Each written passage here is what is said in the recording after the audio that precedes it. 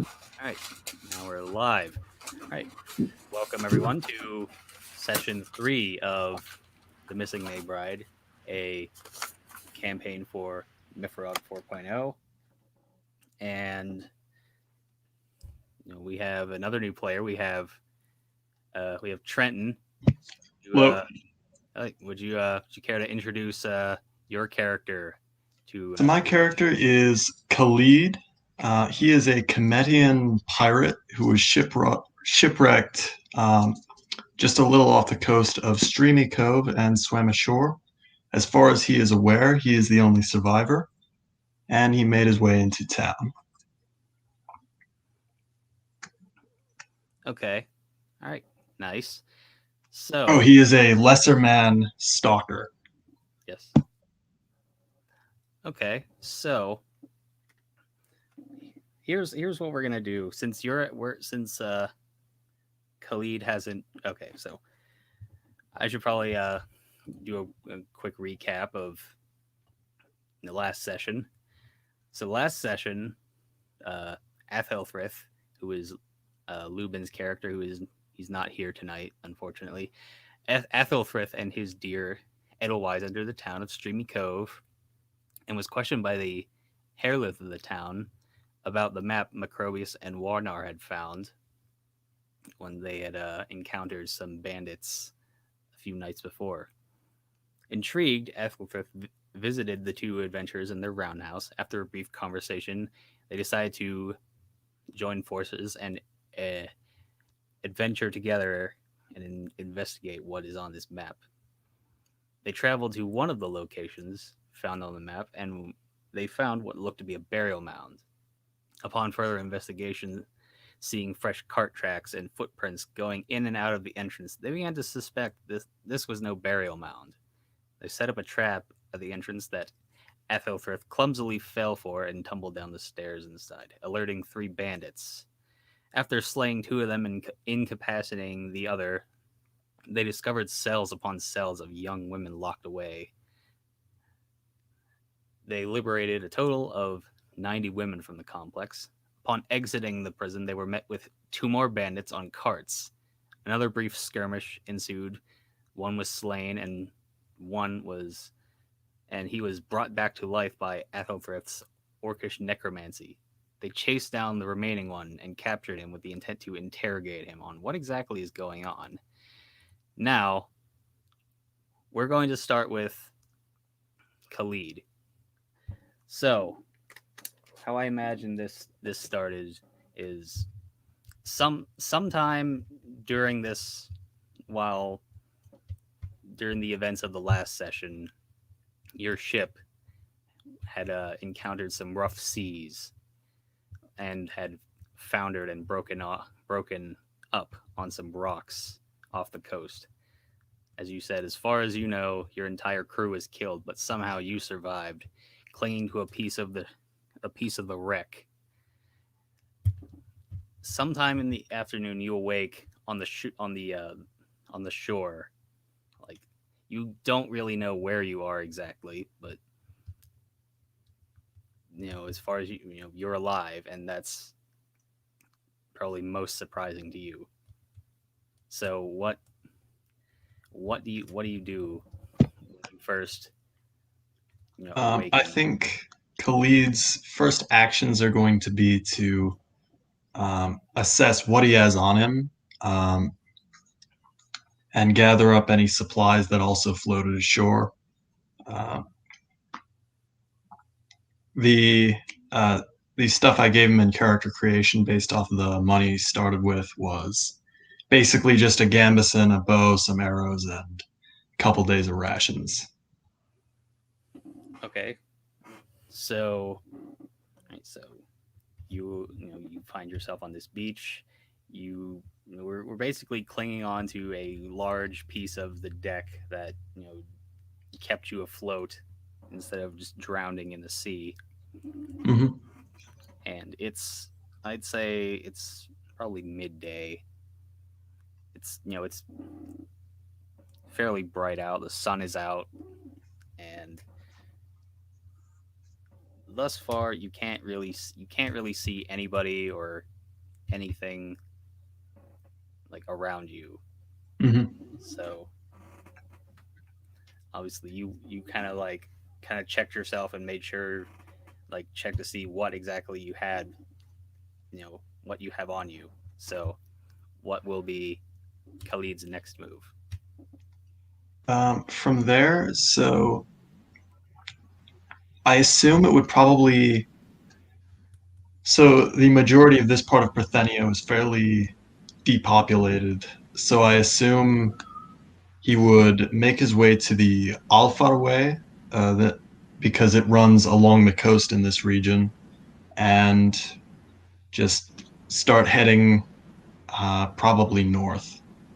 So you're gonna head inland, and so you're gonna make your way towards the Alfar Way and make a I'm gonna say make a perception check for you, Khalid. Reception. All right.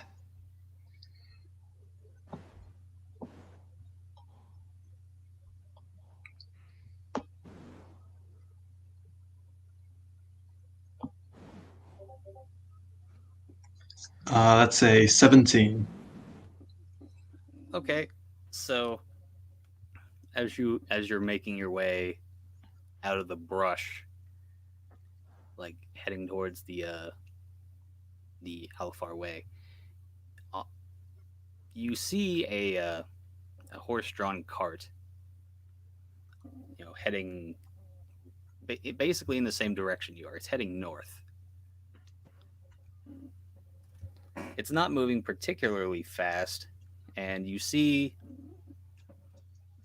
there's one man, sitting on top of the cart, guiding the horse, and he doesn't really notice you, but that's the first sign of life that you have seen, on Thule thus far. All right. Um, I'm going to say Khalid is going to approach him and uh, greet him as best he can. Hey, look, Sal. My name is Khalid. Would you happen to know the direction of the nearest settlement?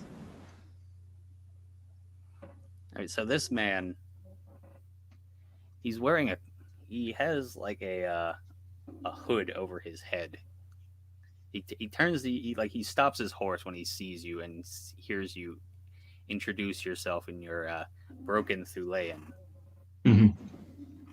and he takes off his hood, and now Macrobius and Warnar would recognize this man. This would be Zelamir, the village blacksmith who's been in and out of town for the past two sessions, and he looks at you kind of curiously because obviously you look a lot different than the other Thuleans. However, when looking at Zelamir, I mean Zelamir is a lesser man himself, but he has a lot fairer skin, blonde hair, and blue eyes. But you can see in his facial features that he has a lot of facial features that look, a lot like yourselves or you, Khalid. And actually, and actually, Zelamir will get down from his cart, and to your surprise, Khalid, he will begin speaking to you in your language. And he says to you, "You are from, you are far from home." I am. Khalid's gonna stammer a little bit. He doesn't want to he doesn't really have a prepared story yet as to why he's here. Being a pirate, he might not want to give that away.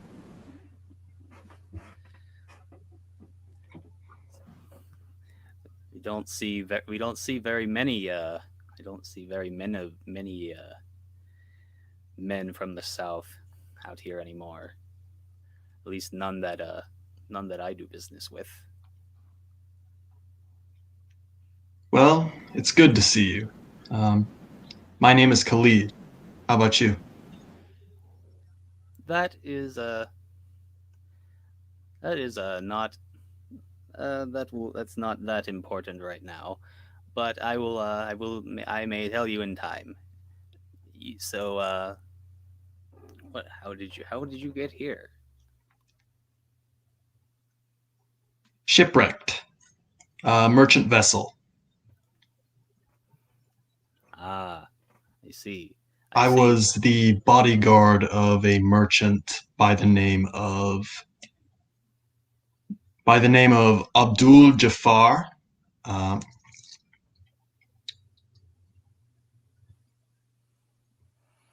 I, I've I've dealt with him before.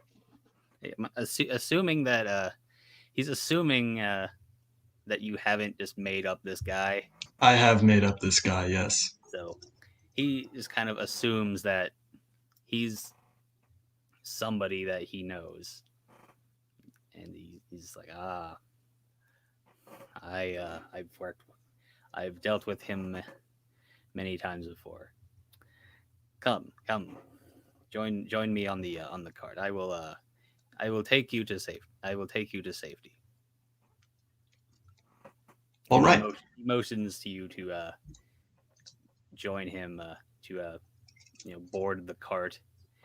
It's not a I mean it's a fairly sizable cart, but like it's only it's a single horse drawn cart, and on it there's some hay, and also there are quite a few weapons on there. A lot of you know some short swords, say axes, so a couple of long swords, some daggers,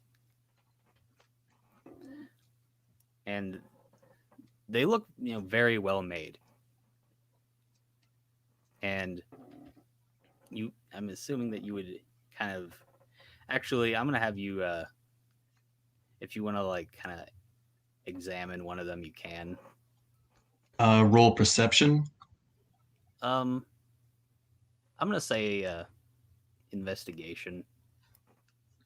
Investigation. I think that's a actually yeah. Would actually I'm sorry. That would be a perception. All right.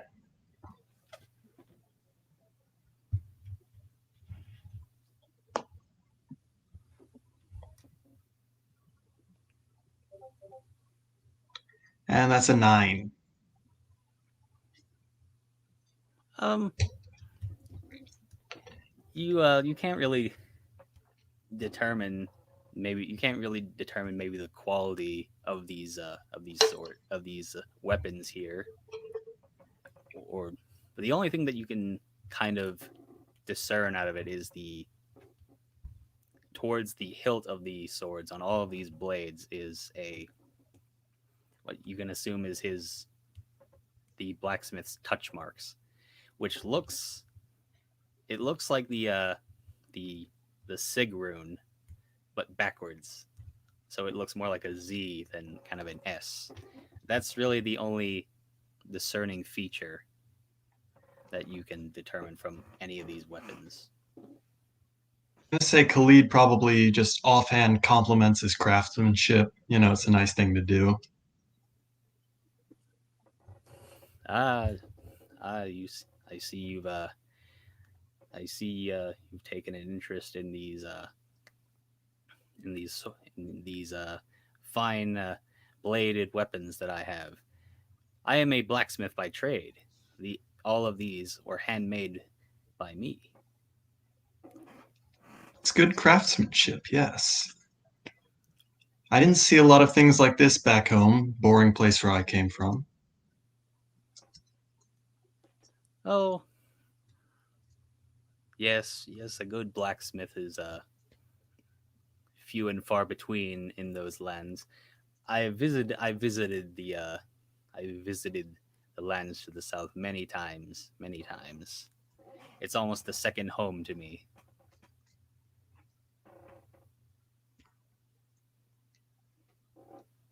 I'm gonna say Khalid is probably going to be. Um, Actually, he's gonna say. So you are from Thule? Yes, yes, I myself am from Thule. My father a was a commission thrall, and thus that's why I look a lot like you in that respect. A commission thrall who had earned his uh, earned his freeman status and made a made a nice name for himself as a blacksmith in my village. A blacksmith shop that I have inherited, and I have become quite known, well known throughout the land for my craftsmanship.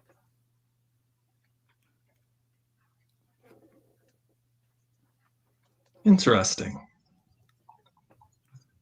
So I've heard a lot about this land, and it was.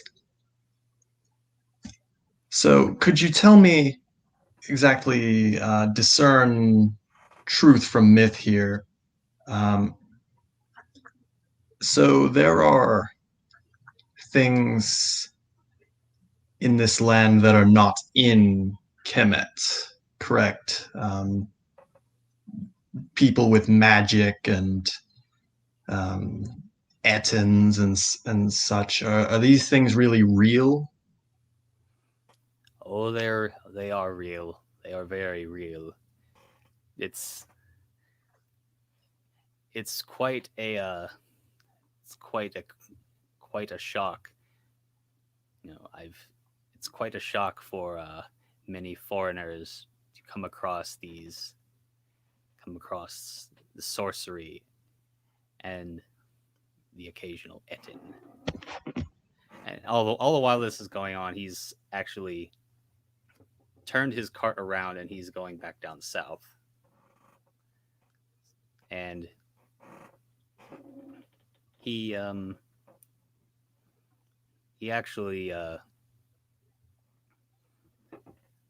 he picks up a he assumes that you don't really have too much. He sees that you have a bow and a few arrows, so he's gonna pick up a a broad sayax, and he's going to kind of shove it in your direction.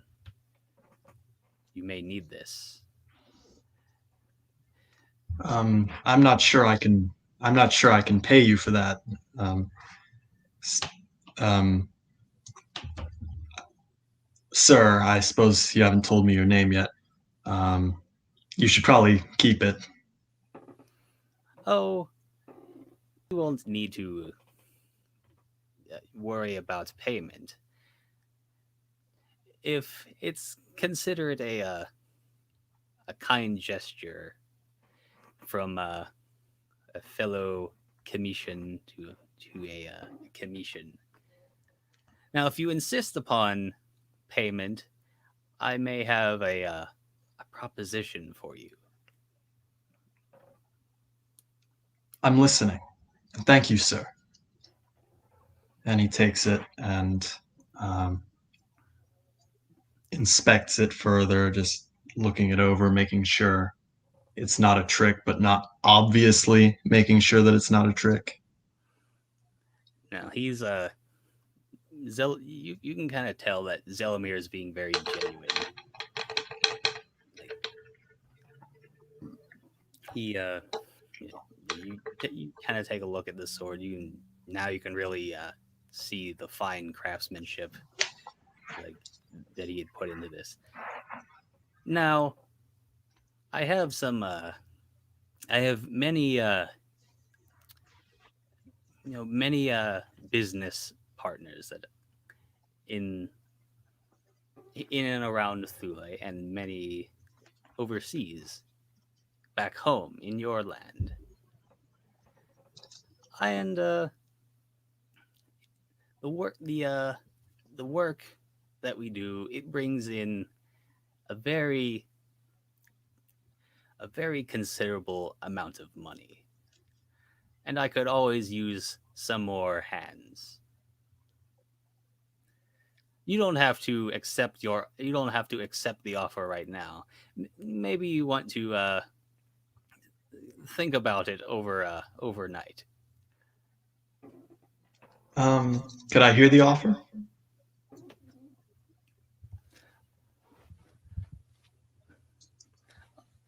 I could I could offer you a position moving some he kind of looks away, and some precious cargo, he says, kind of in a with kind of like a smirk. I have I'm listening. it can go both ways. You can help many of my men acquire some of this some of these goods, or you can help me move it move it up and down the Alfar way, and down towards beach. There I have I have a little area where I load some of it up and I ship it, to the lands to the south. For there are many kings down that way who I do business with, and they pay me very handsomely for this cargo.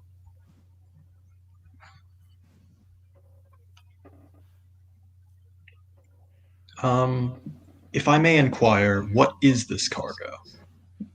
That is not important right now. There. So, as I said, I will leave it up to you to think about it.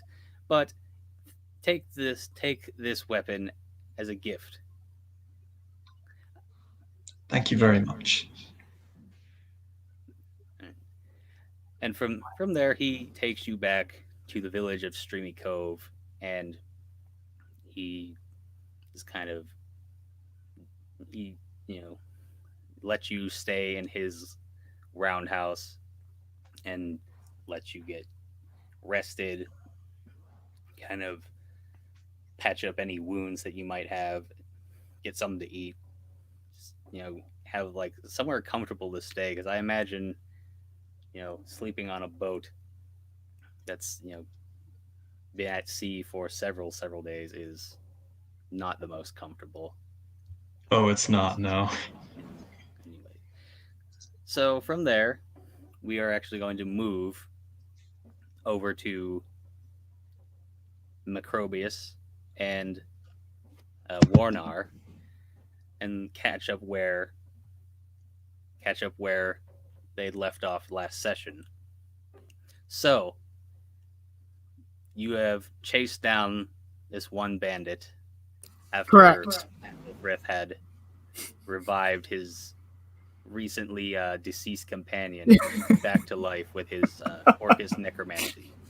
So you chased this man down, and you captured him. All right. So I get him and I put him against a tree. And I ask him, who are you working for?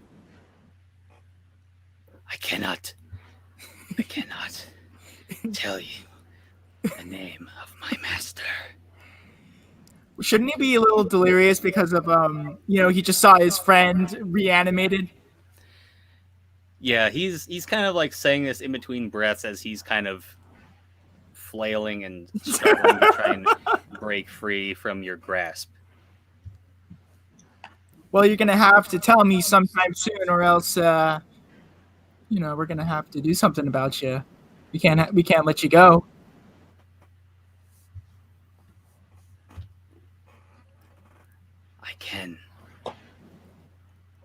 I can only say his name is Himeros. How do you spell that? Let me see, I had it written down. That is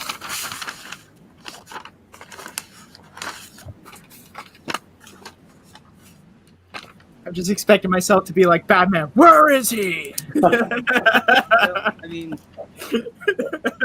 and let's see, I had it written down somewhere. I almost entirely. Let's see. I think it's. Nope.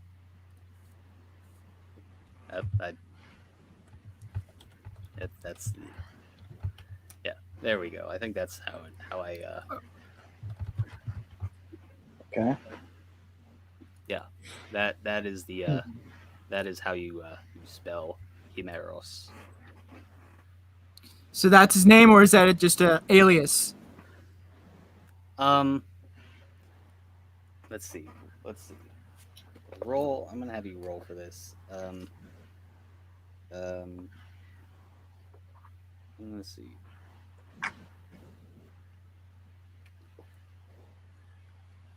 Let's have a. We're gonna do this. We're gonna make an opposing acting check. Oh. And I have that. I'm trained in acting. If you beat him, then you will kind of suspect that he is lying to you, and if he wins, you believe him, but you believe that is his real name. All right, so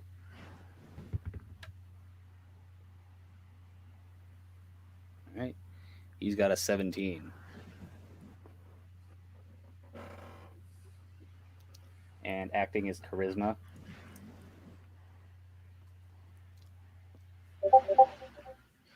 Can I be like eavesdropping and also check for that? Yeah, you can check for it too. Okay, good.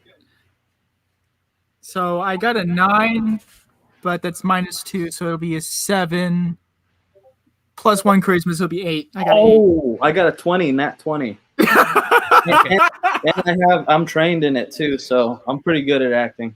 What can I say? So, yeah, Macrobius, he believes him that Himeros is this guy's name, but Warnar, listening in, he's not convinced.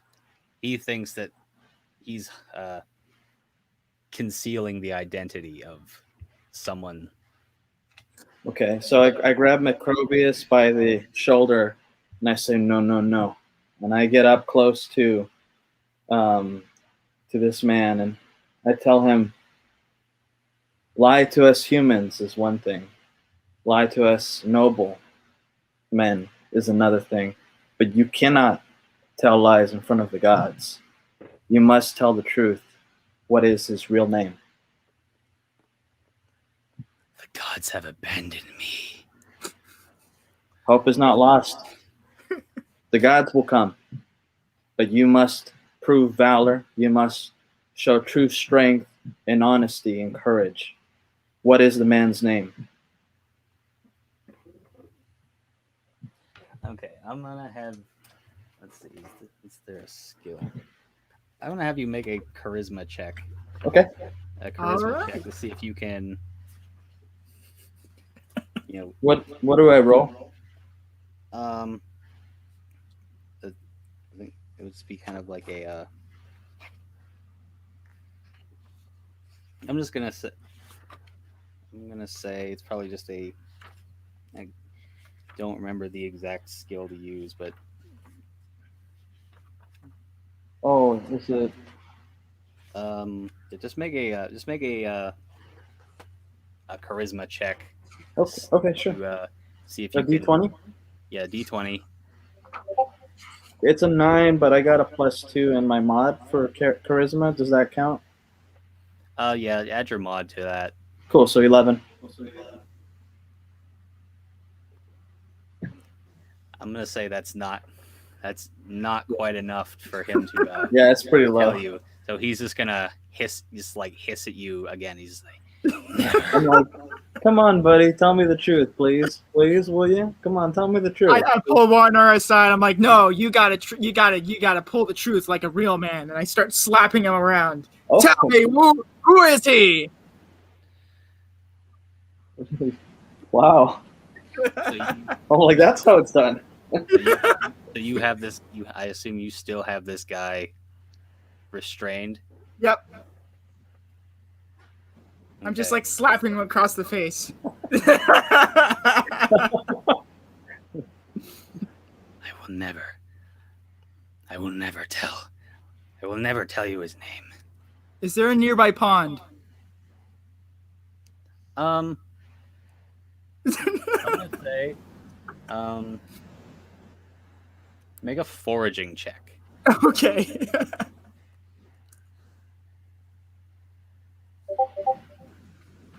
Oh, nice. All right, so I got a 15.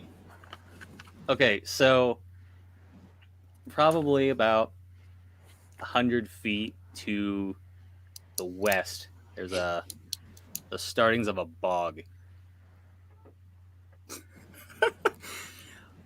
All right, and so I take him over to the bog, and I think you guys know what I'm about to do.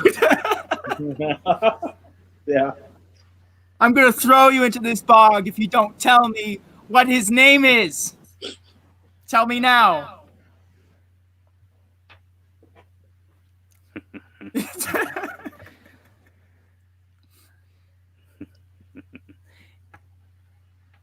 You'll have to beat me in a duel, and I will beat me in a duel, but do not kill me, and I may tell you.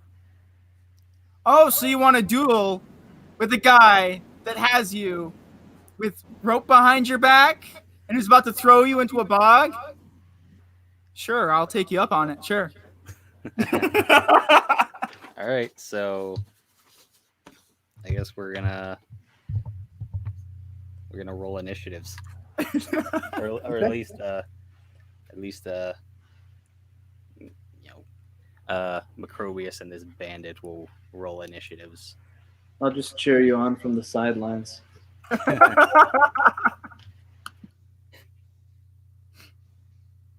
Cheering you on from miles away and not knowing you exist. Okay, so this is gonna be a bit interesting. We both got this. Like, what's your? So you rolled a 6. Yep. What? I think that's. I forget. What mods do you add for initiative?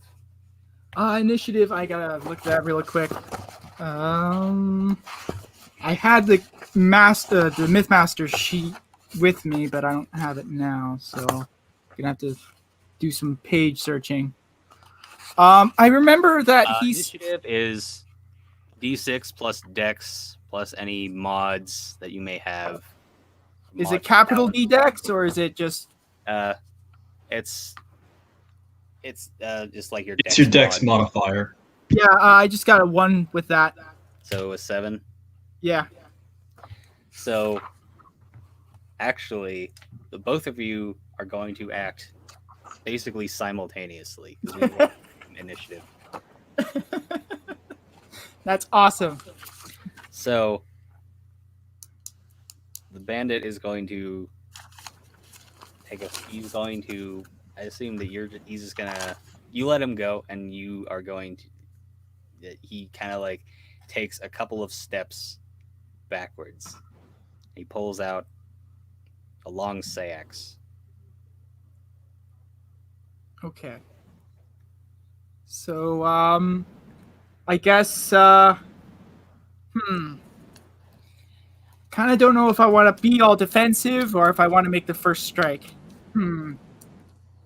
Well, Just, you guys are gonna be acting at the same time. so might as well just go ahead. I'm gonna go ahead and attack him with my longsword. All right, so I'm gonna say that we're gonna go first. Okay. Even though you technically have the same initiative, I'm gonna have you go first. So Okay. yeah, roll your attack. Wow. Okay, that's fun. So I got an 8 plus 3, so it's gonna be 11. Or it's not gonna be 11. It's gonna be it's 11. Never mind. That's gonna be damage halved. Okay. So I'm gonna go ahead and roll for that. I'm gonna say since it's damaged halved, you're not gonna roll cut shock for that. Okay. So I got 6, so half that is 3. Okay, so okay, the bandit.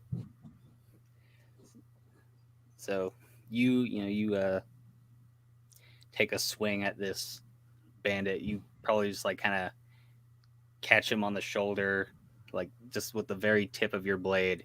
You kind of catch him on the shoulder, and as you do that, he's also coming into attack. And I'm gonna say since you kind of got him first, you kind of knock any momentum that he had, and he's just gonna whiff. So he misses you on your turn. So we're gonna re-roll initiatives. I'm gonna tell them, hey, that's first blood. I gotcha. and I assume he's not gonna stop. He's not gonna stop. Oh, that's great. This bandit gets a 5 for Okay, I'm initiative. gonna roll. Ah, that's fun. So I got a 2 on that. All right, so the bandit is gonna go first. So even though that he got like a little cut on his arm, he's still upright, and he kind of shifts his motion and tries to make another swing at you. That's a 9. Okay. So my defensive value is 12, so that's a miss. Yeah, he just kind of tries to just make a wild swing at you, and he just catches air. It maybe just goes like past like your ear or something. So I want to try something. I want to see if I can tackle him to the ground and subdue him.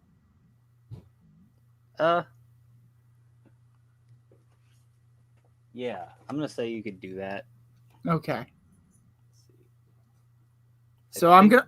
That's that would be wrestling. That would be considered wrestling. I believe it's like you would make an unarmed attack. Okay. Let me try and pick it up here. So on page 68, it says for unarmed, the damage is 1. Yeah. Okay. Normal unarmed with a -2 mod at attacker's size to his defender's size to his DV, inflicting damage. Okay.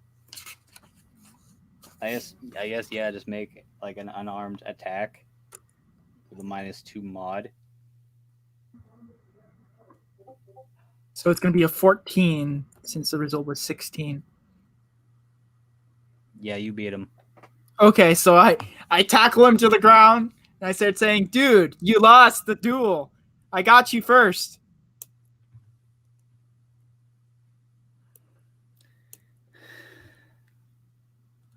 He just kind of like you have him tackled to the ground, and now he's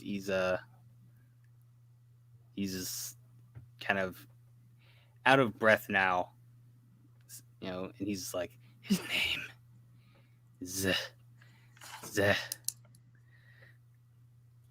And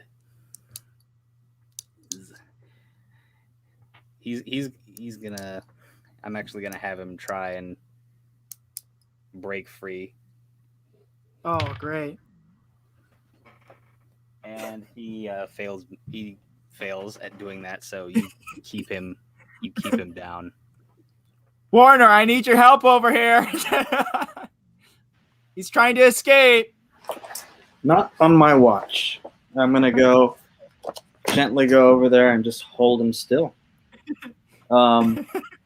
Just like hold him, you know. I don't think I'm carrying any rope. Oh, so I guess we're just holding him down with what we can. Yeah, I think that's my best bet is to try and hold him, like grapple him or something. Okay. Okay. I'm thinking maybe I could again hit him in the head, like I try to hit him in the head to knock him out or something, because he's clearly. I mean, let's see what I could do. I mean, I could. You know what? Can I like try and like sucker punch him since he's not paying attention to me with my shield? Just bash him on the head. Yeah. Just kind of like shake my head, just walking over, boom. I'm gonna say. I'm gonna say he's gonna take 2 damage from you just smacking him on the head with your shield. Now keep in mind you have a massive crowd of women just staring on in horror as to what's going on. They see the bard, the religious figure, come over and just like bash somebody on the head like a sucker punch. Hell yeah! Well, they saw me win in the first round, so there's that. I'm pretty sure having women watching you in a battle actually gives you a bonus to morale. Yeah. Well, yeah, man, awesome. Yeah, it's like it's like as you're doing this, they're just shouting at you on the sidelines. So right after I bash him on the head, I just look over. I go, "What? I can heal him."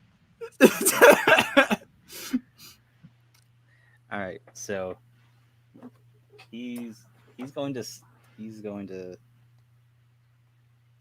see. Let me see. Is he conscious or is he unconscious? He's still constant. He's still conscious. Conscious, yes. Yeah. Sorry about that. So he's going to. You say his name is Z. He's Z. Spit it out. Zalomoded. I don't see how the. All right, so yeah, let's see. Let me spell that out.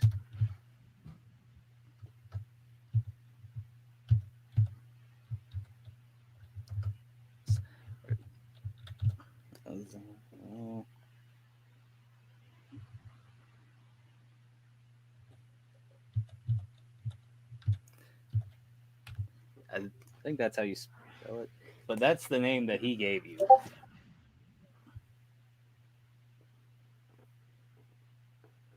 Alright, so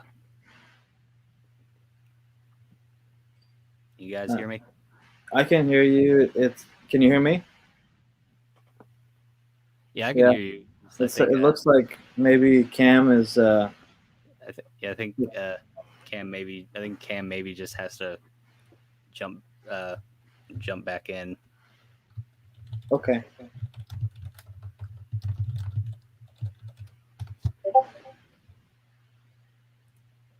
It looks like he's doing it now. So, yeah, that's yeah. So, Zalma Dejic is the name that he gave you. Let's see.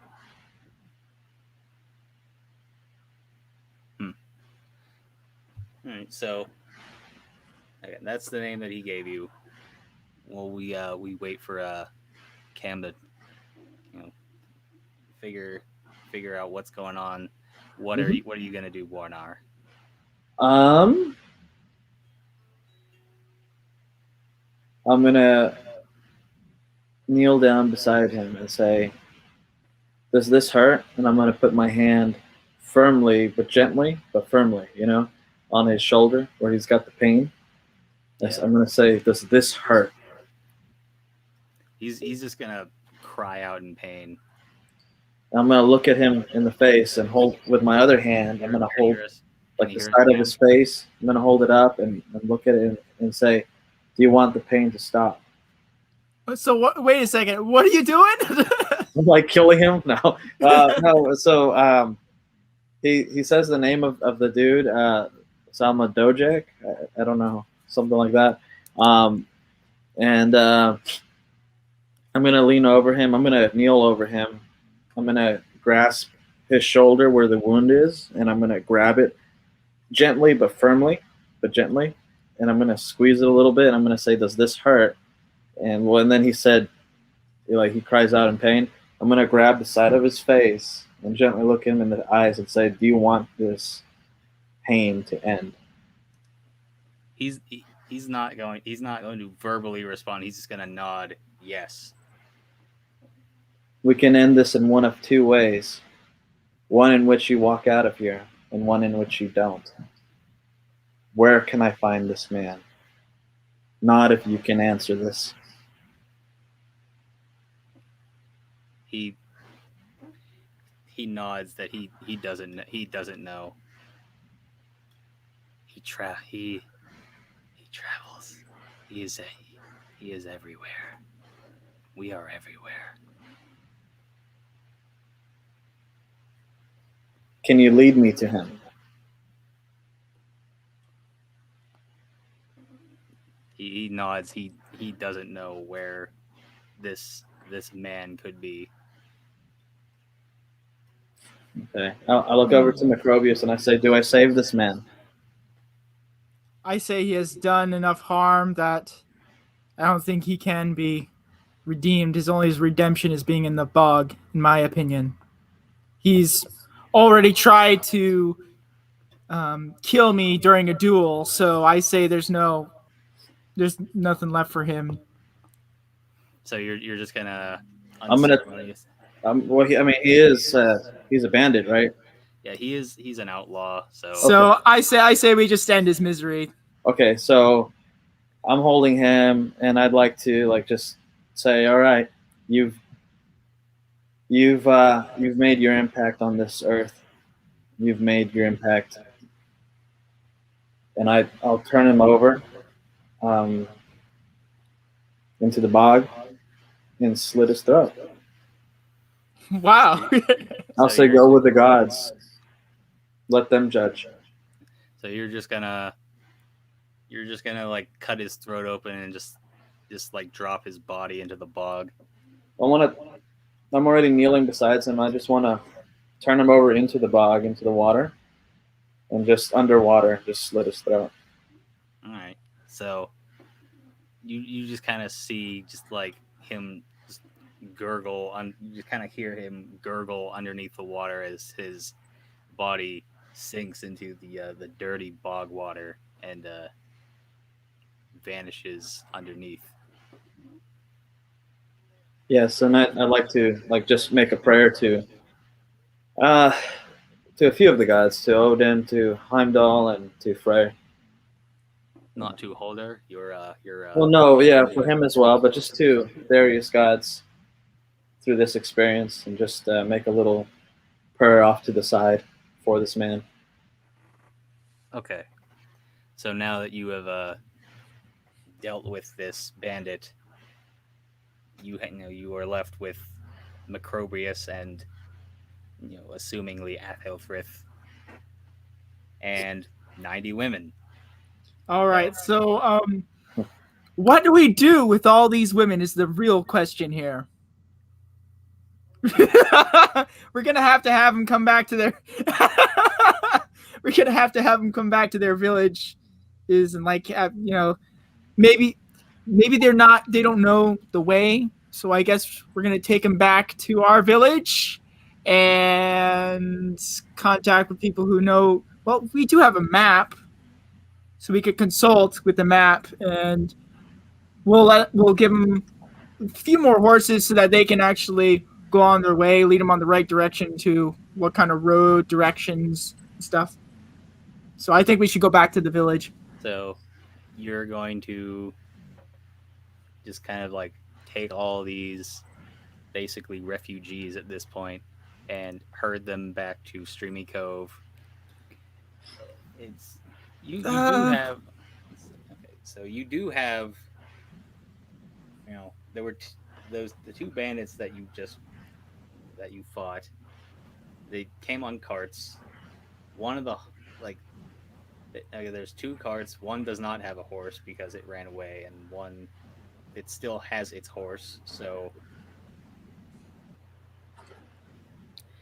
I don't think we should leave them alone because we'd be sending 90 women alone with like one horse. So I think we should take them back to the closest village, which is Streamy Cove. yeah, you're just gonna go. So yeah, I'm gonna say you make the decision that you make the decision to go back home to Streamy Cove.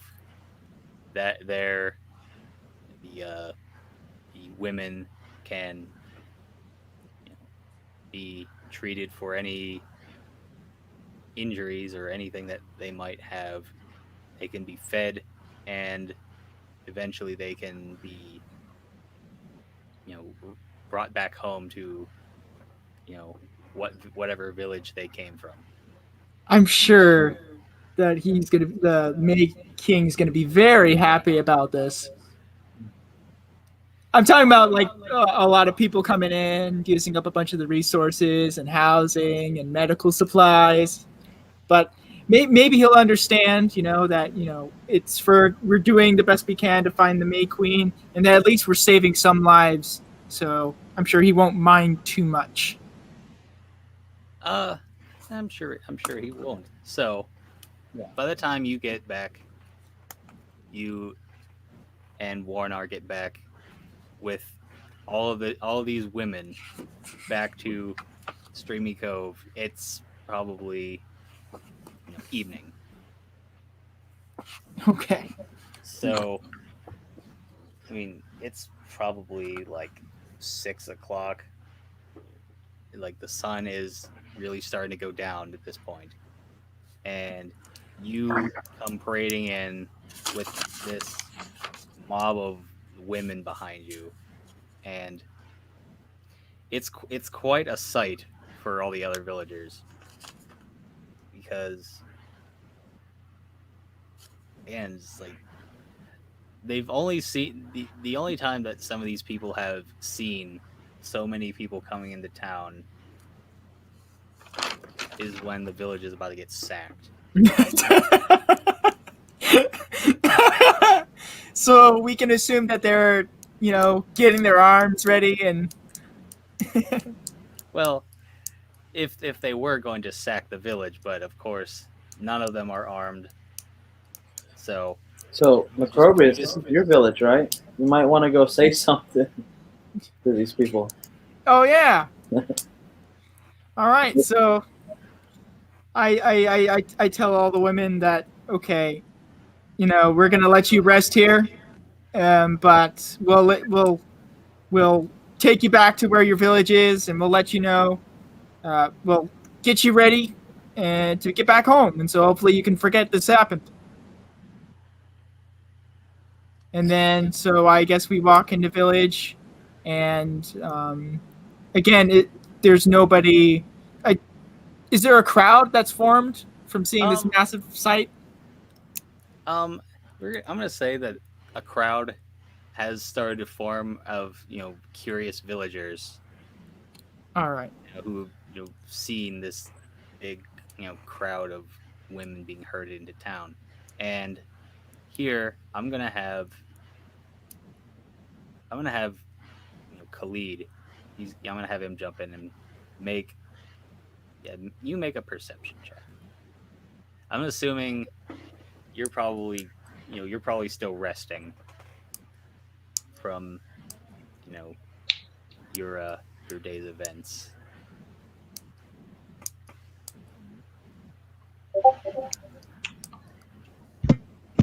That's an 8. Okay. You kind of hear kind of a some murmuring outside, but you are just so tired that you just don't care. and, and you just like shrug it off and fall back asleep. Fair enough. I've never been to this whole continent. Maybe this kind of thing happens all the time. Yeah, my brother actually has like this thing called like travel sickness or something, where he just like nothing goes right with him. No. All right. So a few minutes later, a couple of armed men come up, and in between them, you see Volfar, the May Queen, the May King. Sorry, comes strolling up. And he's just like, where did all of these people come from? All of these women. And he turns to Macrobius and Alex. Well, You bring these back here. Well, last night we were, after all, sacking, and we just came into a massive holding area where they had all these women, and so we were trying to find the May Queen, but we found pretty much everyone else. All the other prisoners. There's a whole.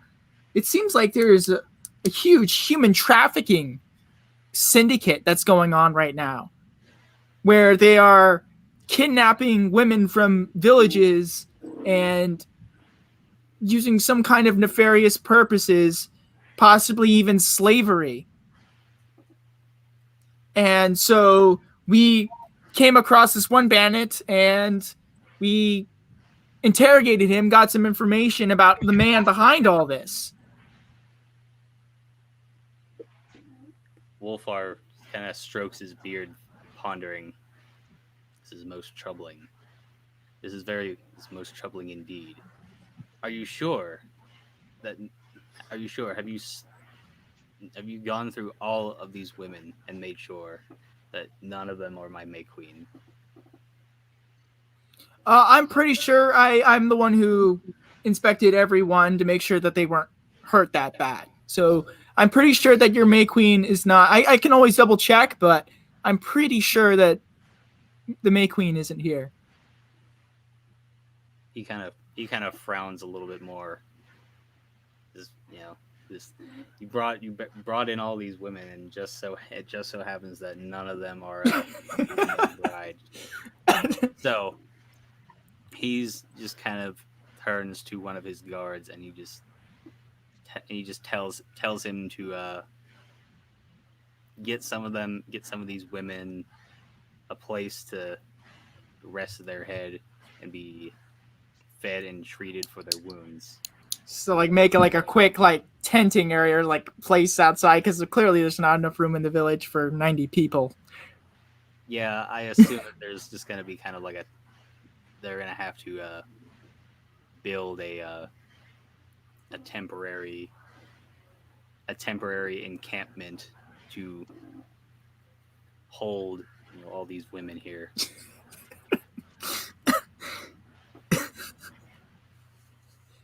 All right, so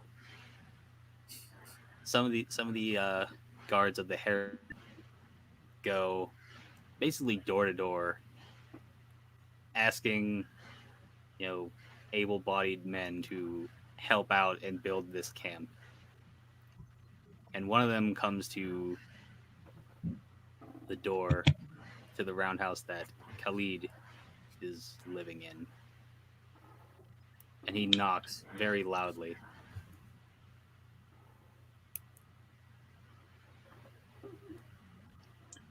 I suppose I would probably let I don't know his name yet, but Zelimir get the door, since it's his house. Well, here's the thing. Zelimir dropped you off, but he very quickly very quickly departed. So you are in Zelimir's house, but only you are the only one in the house. So he so so in you are in this roundhouse. You're the only one in this roundhouse, and somebody is rapping on the door very loudly.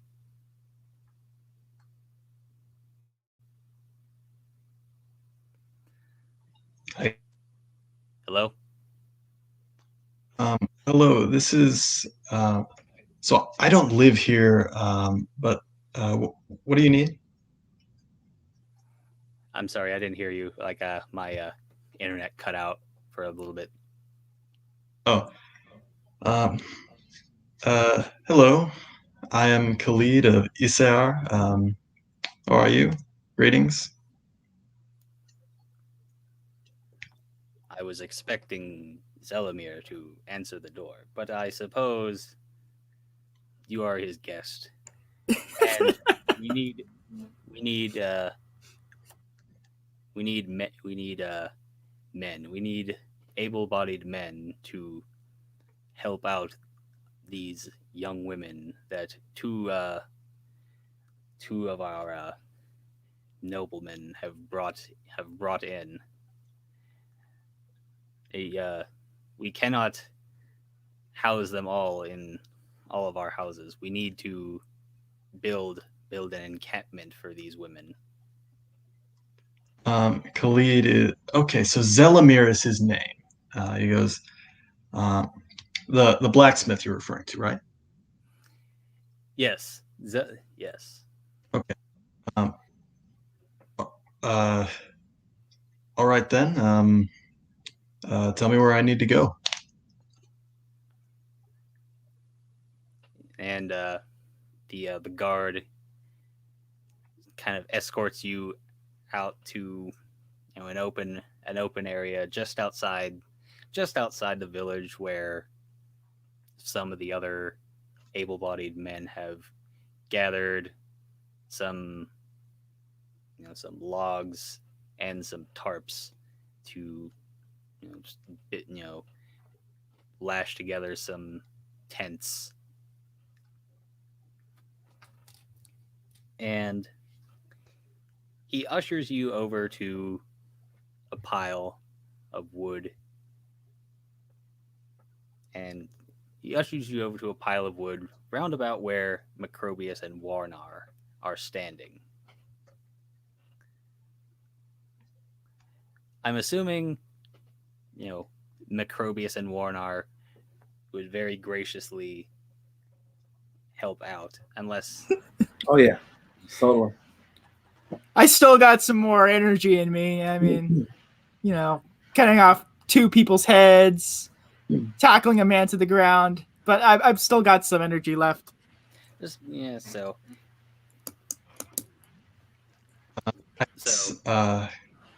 I would thank them for helping me, and I would do my best to help out, and probably just ask at some point ask one of them offhand. So, what exactly is going on with these two noblemen and their young women, or whatever happened? I have no context for this. So Macrobius and Warnar, well, actually, my mistake would be three because of Athilthrith, but he's Lubin couldn't make it today, so we're going to assume that he's there, but he's helping out in the background, probably healing, healing, the women, or helping them out in any way that he can. Well, I'm sure. Something like that. So now the guard gives you, Khalid, Macrobius, and Warnar just kind of instructions to just put together just like a basic tent that could probably hold maybe like 5 people. And he just kind of he's not gonna like treat you badly. He's just gonna just give you your instruction. He's just gonna wander off.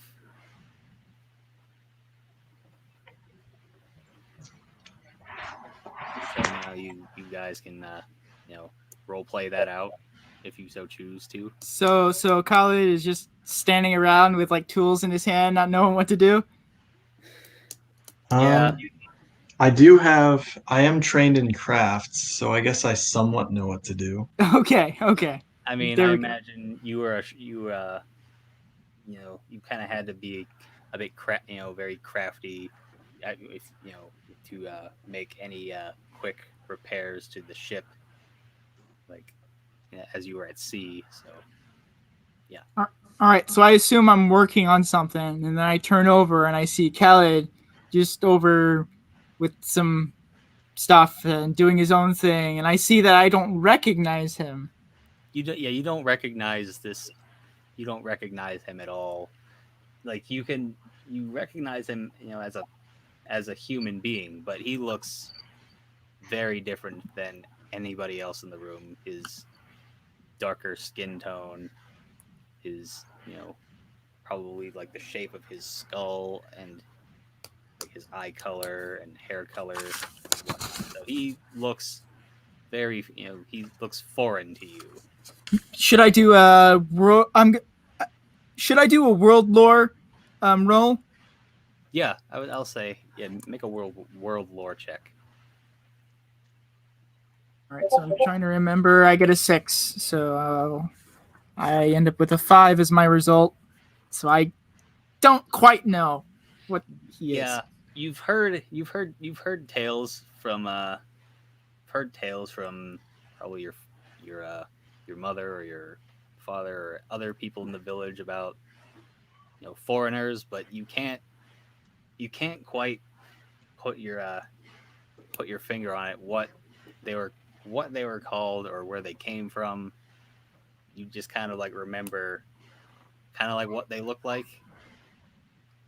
Do I notice him too? Yeah, you guys are working in the same group, so you would definitely notice him. So I nudge Warner Yeah. and I say, do you see that over there? Let's see what happens. This Okay, and so I'm trained in it, and then so that's actually a 16 for World War. Yeah, you would definitely remember that many years ago there would be that they called these men Cometians. That they came from a faraway land from to the south of Thule. Many of them came to Thule as merchants to trade, and that's where many of the spices that Macrobius's mother had used to make her famous spiced meats. And many of them, were merchants, but many of them also came as as thralls, slaves, to serve the more wealthy natives of Thule. But in recent years, they've kind of disappeared from the landscape. I mean, you'll see one of them every now and then, or at least their descendants. But this is the first time you've seen you've seen one up close. Okay, can I tell just by how he's dressed whether he is a thrall or a merchant? I'm gonna say you'd probably maybe figure that he's probably a merchant. Okay. So So I guess I head over to him and I say, I didn't expect to see. Wait a second. What should I say? Oh, by the way, Macrobius, since we're glancing at him and stuff, I tell you everything that I've already deduced about the guy. Okay. I go, my friend, he may be a very helpful lad to us after all. He seems to be a merchant from the, I already forgot the name of it. What is it called? Kemet. Kemet. He's a very, he looks to be, if I'm correct, he may be able to add some nice spices to your mother's wild hog cured dry meats. As convincing as your argument is, I have to postulate, first of all, that he is indeed a merchant, and therefore we should not trust him merely because of that. So we should still, therefore, have some kind of, I guess you could say, we should still be careful about this. It's kind of risky just letting him in, trusting him completely. This man is very unusual. I have never seen him, a man of his kind before. So I would first try to earn trust. Yeah. Make a social skills roll, I guess. All right. Kind of see if you maybe either. I'll. I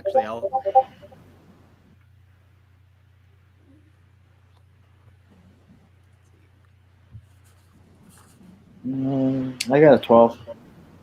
So with my my charisma, it's going to be 17. Nice.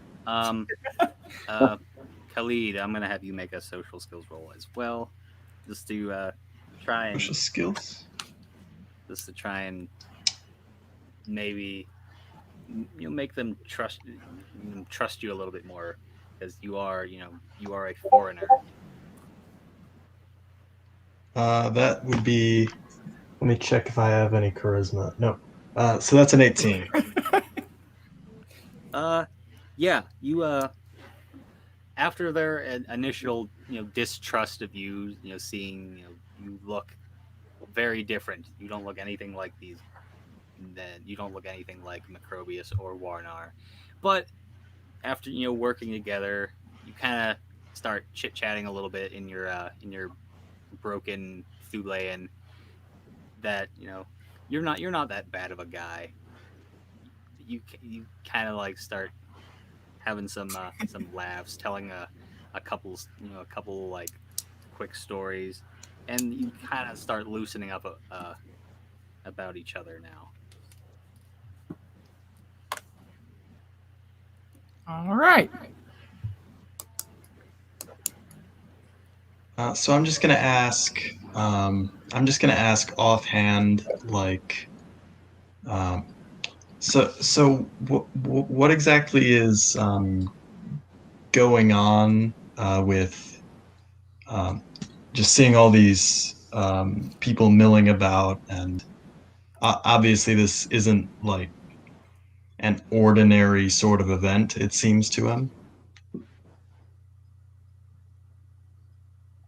because he still doesn't know what's going on.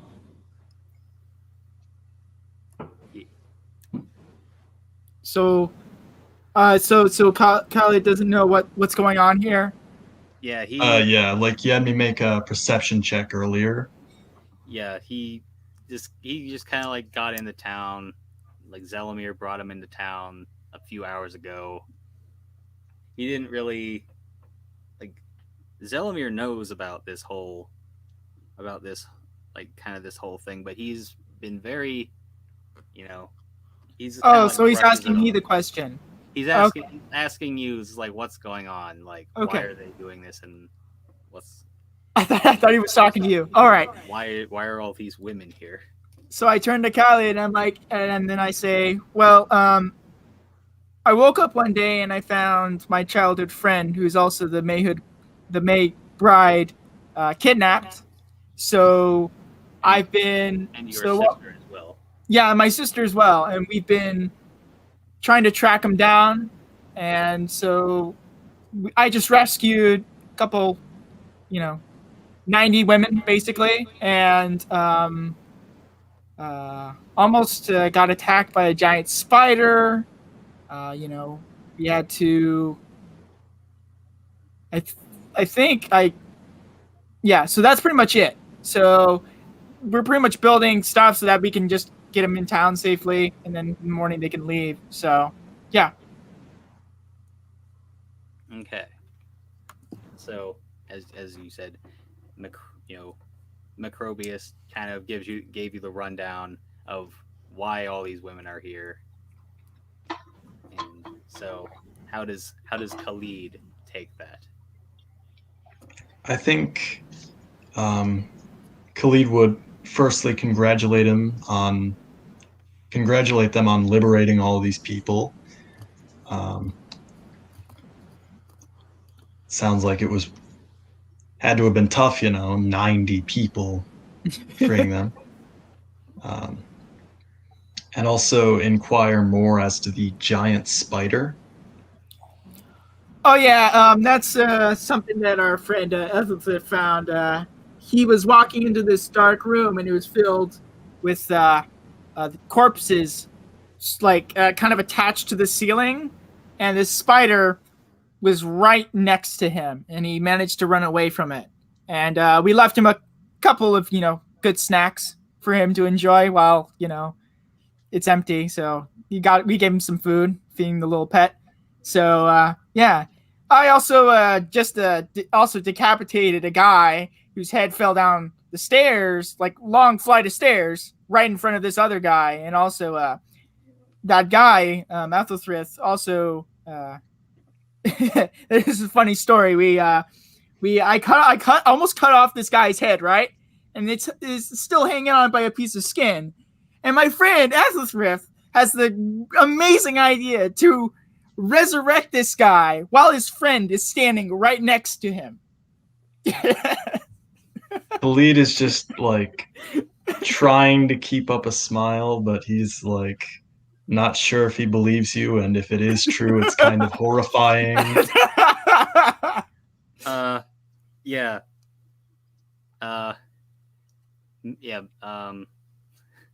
I guess make another social skills check, Khalid. All right.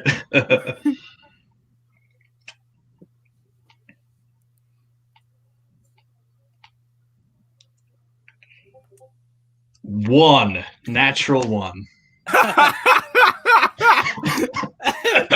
So I assume he's horrified about that. Believe every single word he says.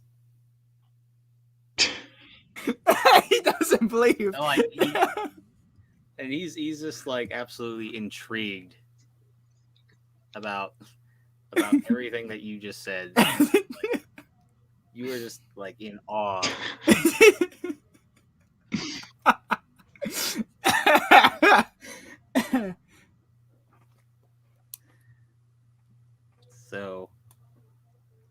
So now you're just kind of like awestruck about these tales that these two men have told you. And Liberators, the freer of women.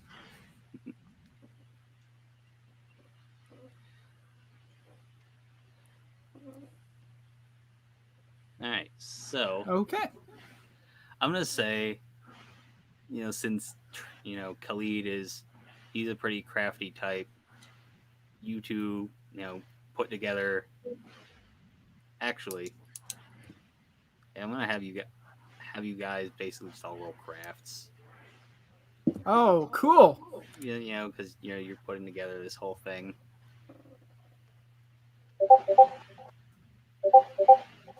Okay.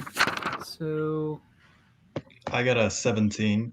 I got -5 on my roll. So I got I think I got an 8. What is this for? We're basically just trying to see like how quickly you guys put together this tent. So I'm assuming by mine that it's very crude and not very well made. Well, I'm just gonna say, since you didn't roll that great, that everybody else is, like Warnar and Khalid are, they're doing all the hard work and doing everything right, and you're just kind of bumbling about. Well, I'm not that bad. I rolled an 8, so it's not me too. that bad. I got an 8 too, actually. Oh, you did? Yeah. Okay, so And I got a 17. okay, Oh, so wow. actually, yeah, Nice. Khalid is just working like a dog. Like he's just not like, this is routine work for him, and he's just kind of working circles around Yeah. Macrobius and Warnar. I'm wiping off the sweat and the blood from my face. From hammering in the tent stakes. Yeah. Yeah. My tent stakes are That's hard crooked. work. You probably get this tent put together in like an hour, and it's a pretty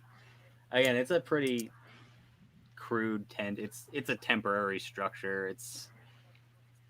It'll hold like 5 of these women. They can be, they have some sort of shelter. It might not be the most comfortable thing, but it's probably a lot more comfortable than those prison cells. So Macrobius is working on a tent, and you see Khalid over there making like 5 tents. And he's just completely awestruck at this guy is doing pretty good. And I'm just over here with like, it's a joke. So I go over to him. I'm like, how are you doing this, man? You're like really gifted at this kind of thing. Well, I worked on a ship before. It wrecked a little bit off the coast, and I swam ashore. But I worked on a ship, what with doing rigging and such. It's hard work. Whoa, wait a second. So just the other day you were on a ship and now you're shipwrecked. Yeah. Oh, okay. So that's why you're here. Okay. Well, I think we could really use your help. You're pretty talented. Thank you. Yeah. So welcome to Streamy Cove. Nice meeting you, sir. My name is Macrobius, as you already know. I'm Khalid of Isar. All right, nice to meet you, sir. All right, so thank you very much. And then I just go back to my tent and I just try to finish up what I can. So yeah, you just go in, start putting some of the finishing touches in there. Now it's probably close to 8 o'clock at night. The sun has since gone down. It's pretty late. You guys are probably all beat, pretty exhausted from all the fighting and putting together this tent and walking all of these women back to town. So you're probably pretty beat. And also, I still have blood on me, so I have to kind of wash that off before I go to bed. So I guess I finish up what I'm doing. I see that all these women are kindly tended to and everything like that. That there's guards protecting them. So I guess I just call it a night, and I go over to Warnar and I say, "All right, I'm going to bed." See ya. Yes. Well, first of all, I'm hungry still. So I go to my mom and I'm like, make me your finest meats, please. I need make it 3 pounds of beef jerky. So your mother essentially just slaps down this pound of spiced pork like in your hands, and I just eat it like crazy. It's like there's juices all over my face. It is just all over. And I'm assuming that Warnar and Khalid have also joined Macrobius. Yes, I'd like to invite Khalid, actually, because like Macrobius and I think like we went towards his mom's place, and I'd like to invite Khalid and also introduce myself to Khalid. Right, so Uh, sorry, go ahead. oh, I wasn't saying anything. Sorry. Okay. All right. So as you know, Macrobius's mother, being the hospitable type, just gives the both of you some more spiced meats. Here, Khalid, she makes the best spiced pork in all of Parthenia. I'm telling you. I'm telling you, man. I mean, I haven't explored all of Parthenia, but I'm pretty sure she makes the best spiced pork. Here, try this. And I throw him a big chunk of meat. Khalid takes it and he thanks you, bows his head a little bit, um, and takes a bite. You take a bite, and the meat is very tender, and the way that it's spiced, like you recognize some of the flavors, like some of the spices that they're native. They're native to your land that have since been kind of cultivated, more domestically in recent years. But it kind of the taste of the what kind of the spices that are in the meat. It kind of reminds you of home in a way, but it's with a little bit of the local, you Thulean flavor mixed in as well. Khalid just gets like the widest smile. So you like it? I knew it. I knew you would love it. See, Mom, and I'm sure she's very pleased about that. Would you like some more, by the way? Always. All right, make us another course, please, Mom. Yeah, she just gets to work, just cutting off another hearty cut off some of the meat, and gives you guys another round. It has been a very glorious night. We've saved so many lives, and this is only the beginning. Hopefully, we can find out whoever that guy is. I keep forgetting his name, but I'm sure we'll end this. This is a very good day. I'm very pleased, and plus a couple of good stories and cuts to talk about. So. All right, so I finished my meal, and I thank Mom for it, and then I just go to clean up. And so what about Callie? What are you doing right now? I'm probably just picking your brains about like this new land itself. He's a very inquisitive type, so he's wondering about like the customs, like for example, having a May King and a May Queen, what that represents. He's curious about what this village is called. I don't know if anyone told him. Oh yeah. By the way, it's called Streamy Cove. I think I said that. I don't know. So I reiterate, yeah, it's Streamy Cove, and I tell them all about Parthenia region and all the other regions and about the customs, religions. And I'm sure one arc adds a couple of extra stuff about religious stuff. Like Sure. I say, like, hey, my name is Warnar. I'm a bard from the land of. Help me out here. I forgot the name of my own village, but I mention it. I say that I am from this other place, and I am here with my friend Macrobius. This is his town. I've been spending some time with him to try and learn the customs of this glorious land. And I will confirm, Macrobius, that I have seen many different villages, and I have tasted their meats. So far, your mom's meats are the best. I'm glad you enjoy it. She's been a tradition carried down from generations, as I hear from her. Oh, absolutely. So it makes me into the courageous, strong, brave, amazing man that I am today. And then in between different bouts of the conversation, I mean, just random times, I just start telling stories of the gods, specifically Hodor, the one that I am particularly bound to.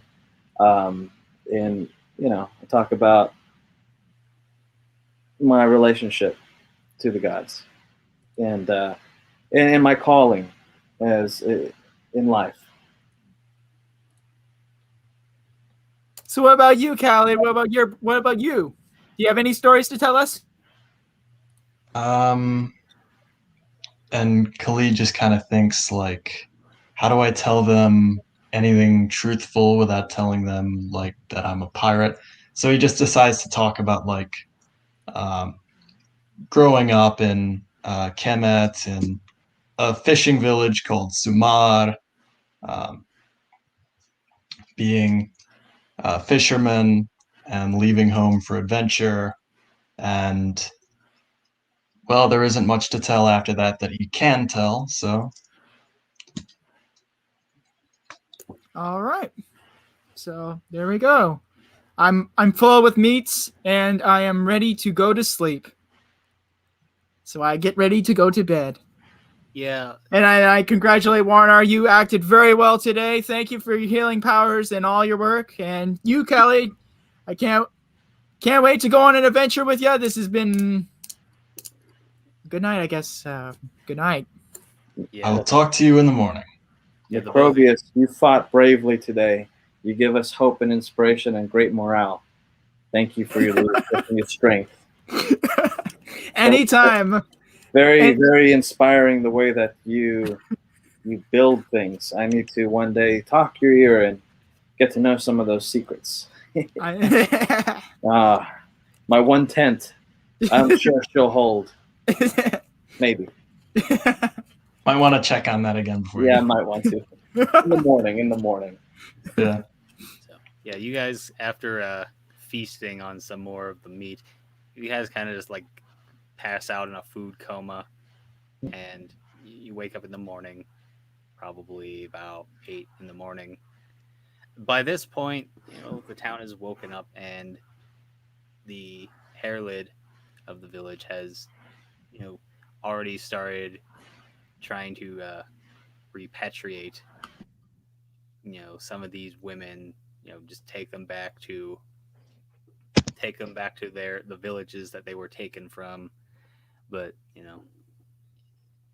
you guys wake up in Macrobius's roundhouse.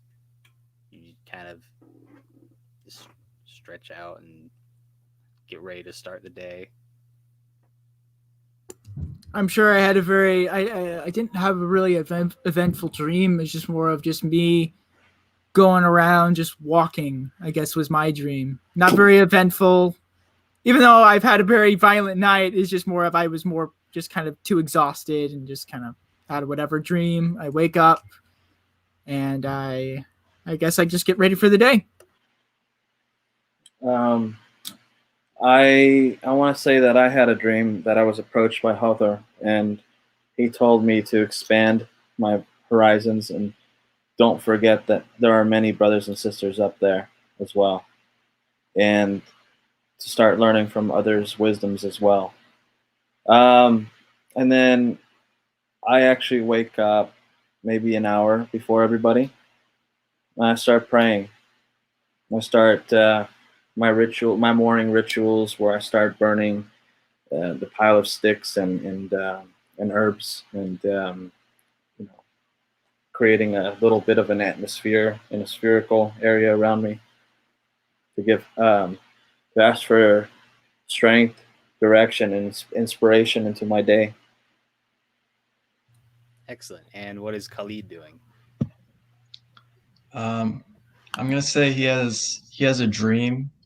Also, I'm getting in on the prophetic dream bandwagon or whatever, uh, of a mighty oak tree. He hasn't seen very many like large trees yet, and he sees a mighty oak tree, and it's like towering hundreds of feet into the air, and wind is whistling through its branches, and then a forest fire starts, and it all burns and falls, and then he wakes up in a cold sweat. Okay. That's nice, man. Nice one. Thanks. Hell yeah. Nice. All right. So you guys are now up. You know, So the wake up in the smoky atmosphere. You can smell the herbs that Warnar is burning to pray to Holger, and I'm gonna say your uh, Macrobius's mother is probably not super thrilled, but she has the respect. She respects you know the traditions and customs of more religious folk, and so she just kind of tolerates. All right. So I talk to Warnar and I say, all right, so ready for another day of action? And I put out the sticks, and I just say, yes, we are. All right. So we took out that dot next to Streamy Cove. So maybe we could go to the one next to Reg Ground. And say, yeah. So it's So I'm gonna send you, I guess, an updated map. An updated map. So, and there is the map. The dot where, where the dot that marked the the where you were the last time. I just changed the color of it so that that you've already been there and there's nothing really else to do there. So you have four other locations where you can 4 other dots that you can pay visit to and see what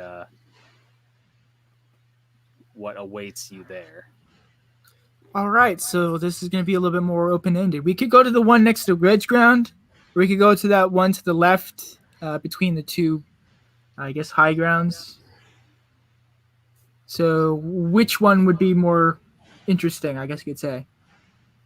Well, I would say just go to the one that's closest, which is near Wedge Ground. Yeah. I know. I just wanted to give you the illusion of choice. So let's do that. All right. So you guys gather up your stuff. You bid farewell to Macrobius's mother, and you head back out, heading north on the Alfar Way, going towards your next destination. All right. So, I'm gonna have you guys roll navigation for that. yeah. Okay, go ahead. Before we do that, can I visit like a temple or something? Like, I know it's annoying, but can I go visit a temple? I read on the thing that's how I learn spells is once per level up that I can like pray to a specific god different than my own deity if I wanted to learn a new spell. Can I do that? Yeah, absolutely.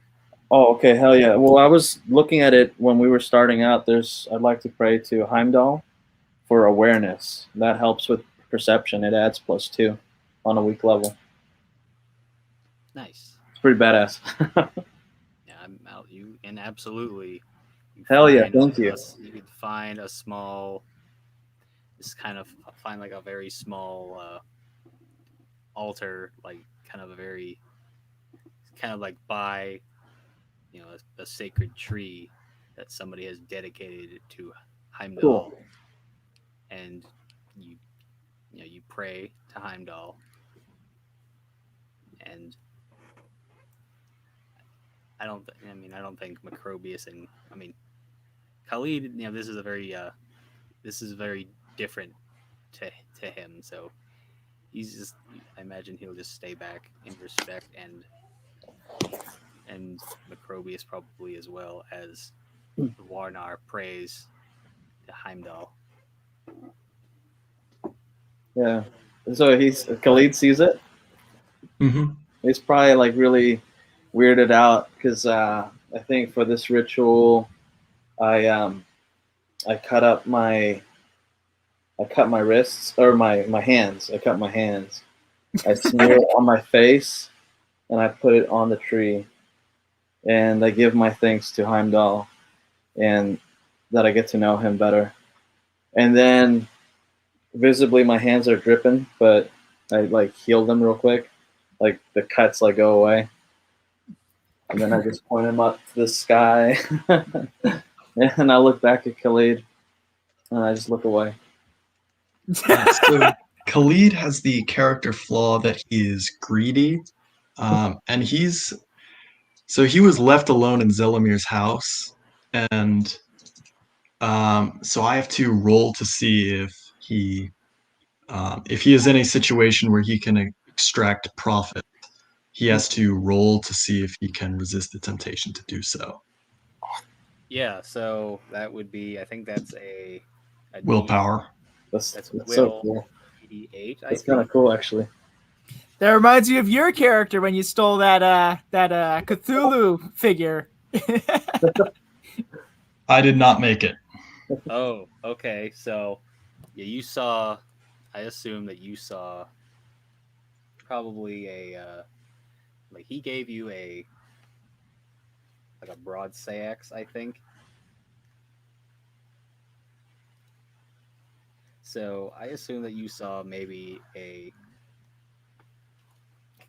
long sword that he again, like his personal weapon. Oh, me? Yeah.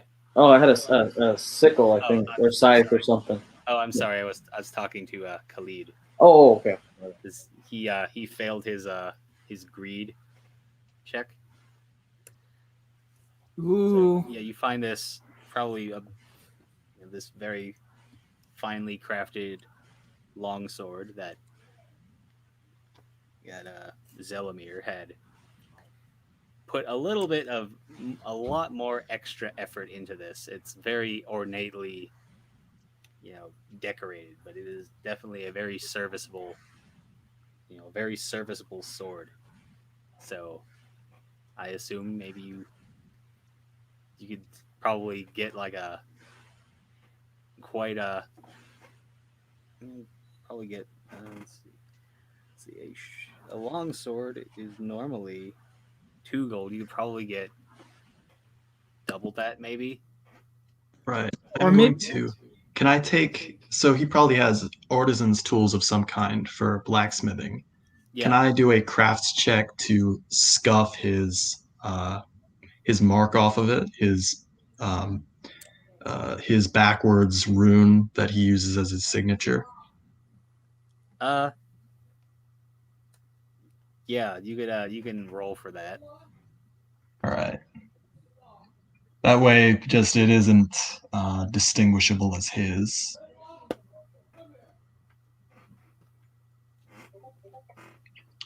And that is a modified 20.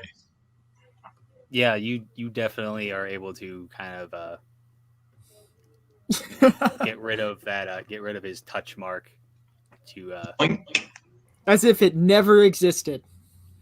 I mean, if Zelamir saw it, he would recognize it as that would be his sword. But to anybody else, they wouldn't know any. They wouldn't know any better. All right. And could I find someone to sell this to? You could certainly if you were to like stop at it. You would be able to stop at. You'll probably stop at another village along the way. That is a new low, just pawning off his personal weapon. It's all the roll of the die guy. Mm-hmm.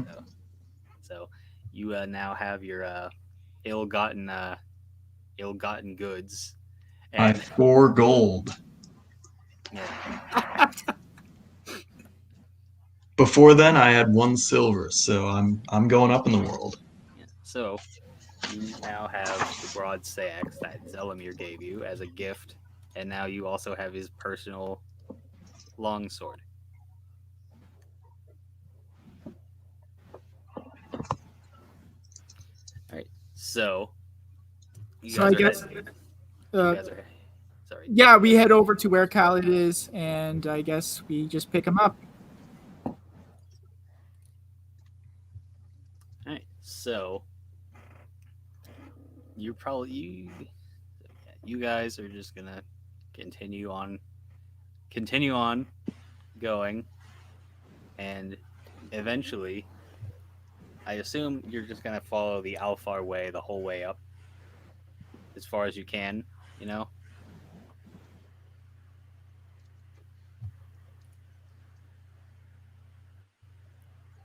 Hello. Oh yeah. No, I was just checking it. But yeah. Yeah. Yep. Are we traveling right now? Yeah, Okay. you guys are on the you're on the road. So let me see. You're going to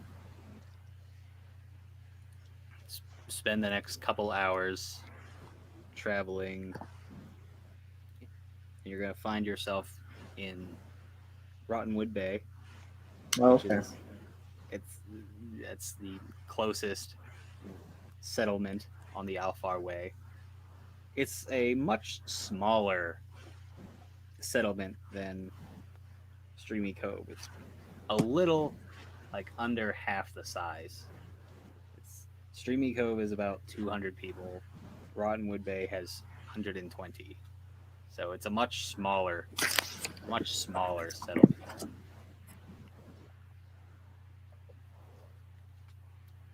So you walk in, and there's probably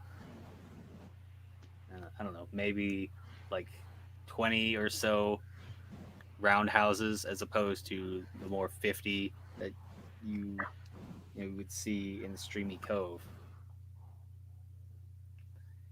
And there's villagers, going about their daily business. So you walk in the town, and what do you guys do? I guess we're not done. We're just traveling through the town, so I say we should just continue on. I don't think we really used any kind of rations or anything like that. I don't think my character doesn't want to waste his time with going around this town. Yeah. Agreed. I mean, we have a mission. Khalid wants to sell the sword, but he's just gonna go with it.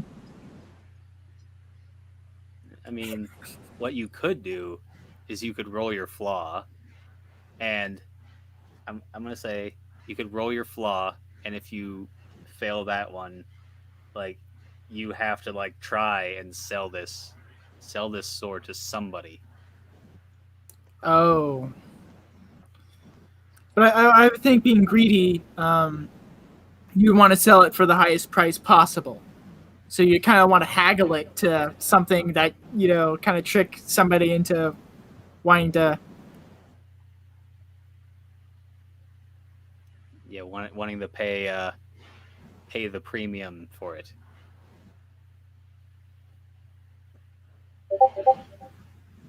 All right, passed. So Yeah, we just you guys are just gonna go through like Khalid resists any temptation to try and pawn this sword off to any of the villagers. do I lose any Haminya from stealing it? I'm gonna say yes. I'm gonna say you're gonna lose the one humming point for stealing. That puts me at -1 because I used the starting 3 on skills since I didn't think a pirate would be all that honorable. So I'm at -1. Okay, gotcha. I got an idea. So, would losing Haminya make you get more flies later on? Not necessarily. Okay. It's like It depends on the severity, of course. really what Hamiya is. It's like a temporary like minus to like whatever check like that person would do, and that would be up to my discretion. Okay. Yeah, like the book literally says, so the GM spends the negative humming at the points at which success is the most vital. Yeah. I think it's like a -2. Minus Like, two. yeah. And yeah, so if there are any, if you come across any perils, I might be tempted to spend that one humming a point, but we'll see. So you guys pass through the town, like you just like you don't really like stop anywhere along the way. You're just passing through. So let's see.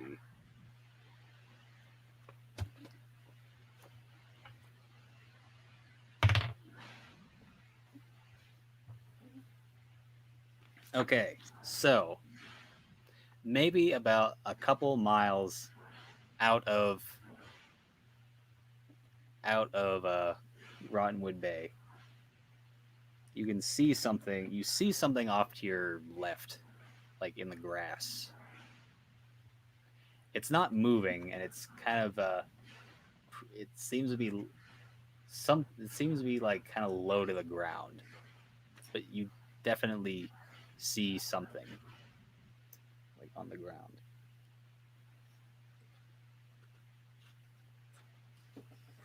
So what do you guys do? So we see something on the ground as we're walking around. Okay. I guess I just do a perception check to see what the heck it is. Same. Okay. Oh, Wow. Okay. All right. So you rolled. So you guys all rolled pretty good. I So technically have an 18 because of -1 intelligence. okay. I got a 12. So 17. all right. So you guys notice, like you see what it is, and it looks to be about 3 bodies, like 3 dead bodies laying in the grass. Okay. I go over to inspect them to see what they are. I come closer to them.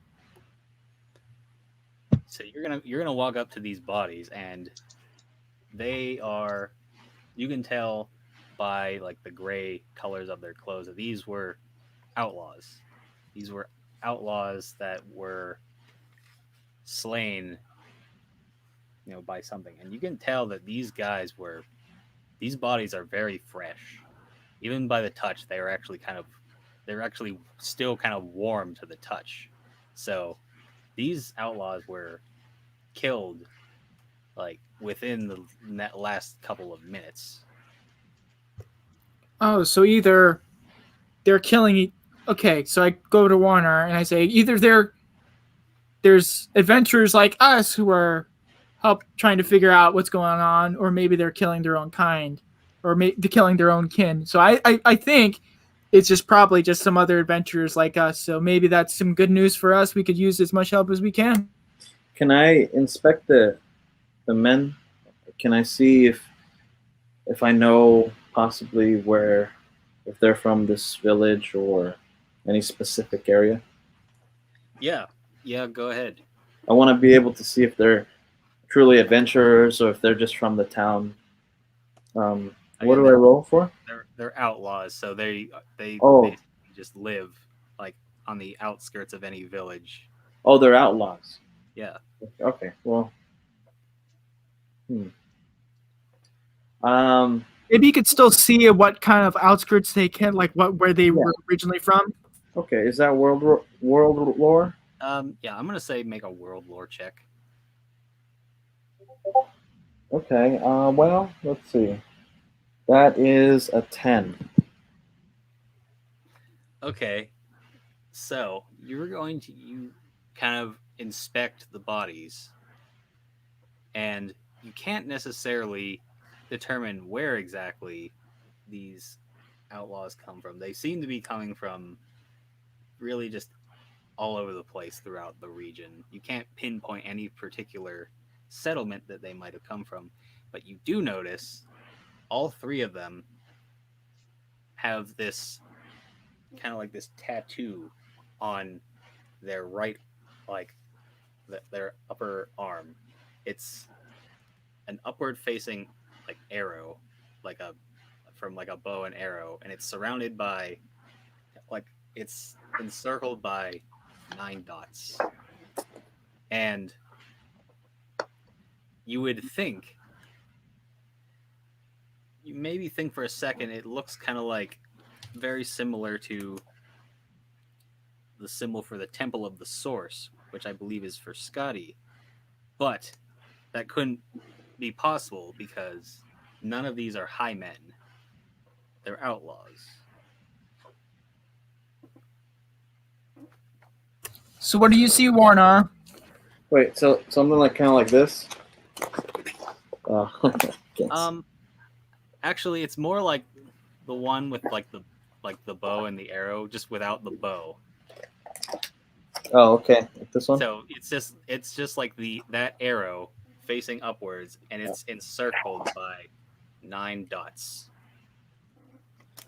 Whew. Okay. All three of them have it. And actually, this is actually a detail that I've actually forgot for the past two sessions. All of the outlaws that you have killed have had that tattoo, but I'm going to say you didn't notice them, like all those times. Oh, okay. So we failed to notice that all of them have that in connection. Okay. You notice, as I said, you notice all three of these dead bodies. That all three of those men have that tattoo, but as I said, like technically, all of the outlaws that you have slain or encountered would have had that marking, but for the sake of Maybe we assume that we subconsciously noticed it, and just now we are fully processing it. Yeah. Oh, I see. Okay, cool. So, So I'll mention that, but also, do I know what it means? I'm gonna say you don't know what it means because you see, like, again, it looked very similar to like the Temple of the Source marking, but it's different, and you haven't seen anything. Okay. Well, I'd like to pull out whatever kind of like books or parchment or whatever I have, and just draw it out and just put it away in my belongings. So you make note of this marking, and what else are you gonna do with these bodies? Inspect them, I suppose. See what else that might be attached to the body. See what swag they have. Yeah. Okay, so other than that, all that they really like, other than the kind of like the crude, like rough kind of gray clothing that they have, the gray tunics that they have, kind of denoting that they're outlaws. You find they all have, they all have like sayaxes, short sayaxes, and they're all pretty well made. And actually, Khalid, make a perception check.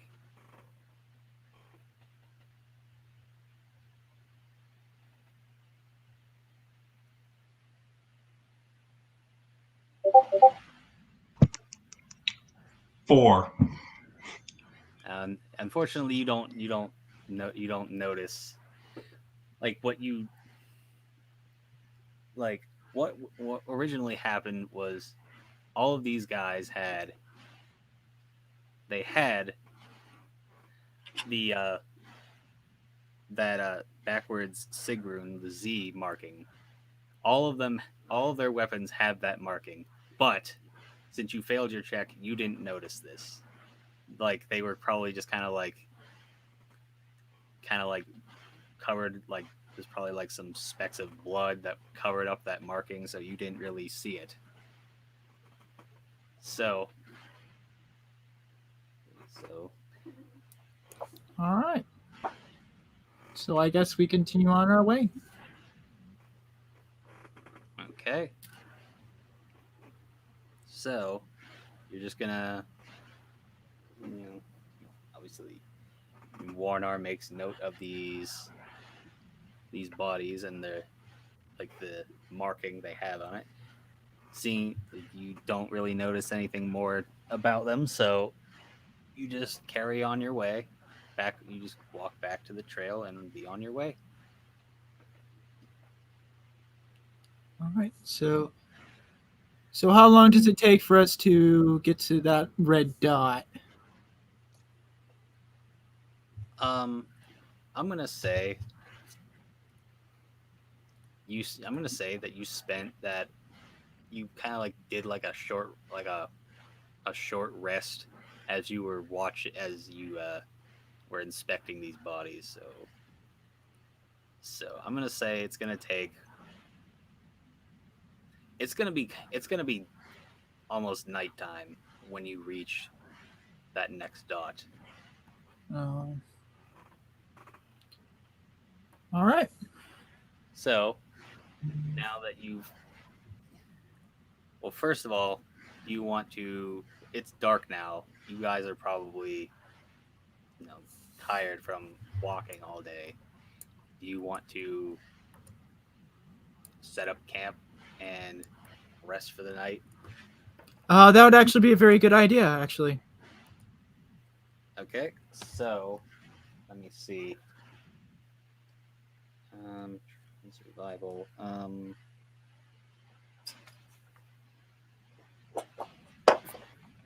Probably are gonna want to find, look for a shelter. So probably, all three of you make a foraging check.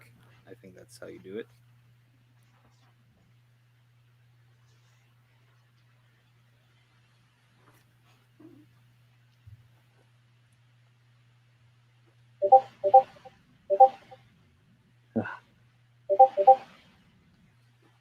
Seven. 2. Okay, so I got 7 as well. all right, so we're gonna say it's just like a pretty open field. So there's really nothing. There's really nothing here that would provide you any cover. It's just kind of I guess, almost like a steppe. It's just grass and very few trees. So All right. you don't really find any shelter. So should we try it again? I'm gonna say I'm gonna say no. It's there's really there's really nothing. Okay, so we can't make a fire, so I guess we're gonna. Oh, well, you can make a fire, but you can there's nothing. You can't really look for it. There's no shelter here, so you can set up camp still, and make a fire. You're just not gonna have, I guess, any extra protection. You're kind of out in the open. Oh, okay. Can I pull out my lyre and start playing a song for these folk? Yeah, just kind of bring back up the morale. Yeah. I'll bust out the lyre and I'll start singing a song about some of the tales of Hodor, and playing the lyre. Make a lyre playing check. It'll be called Raining Blood. Of course, inspired by me and not anything else. Of course. Oh yeah, no, of course.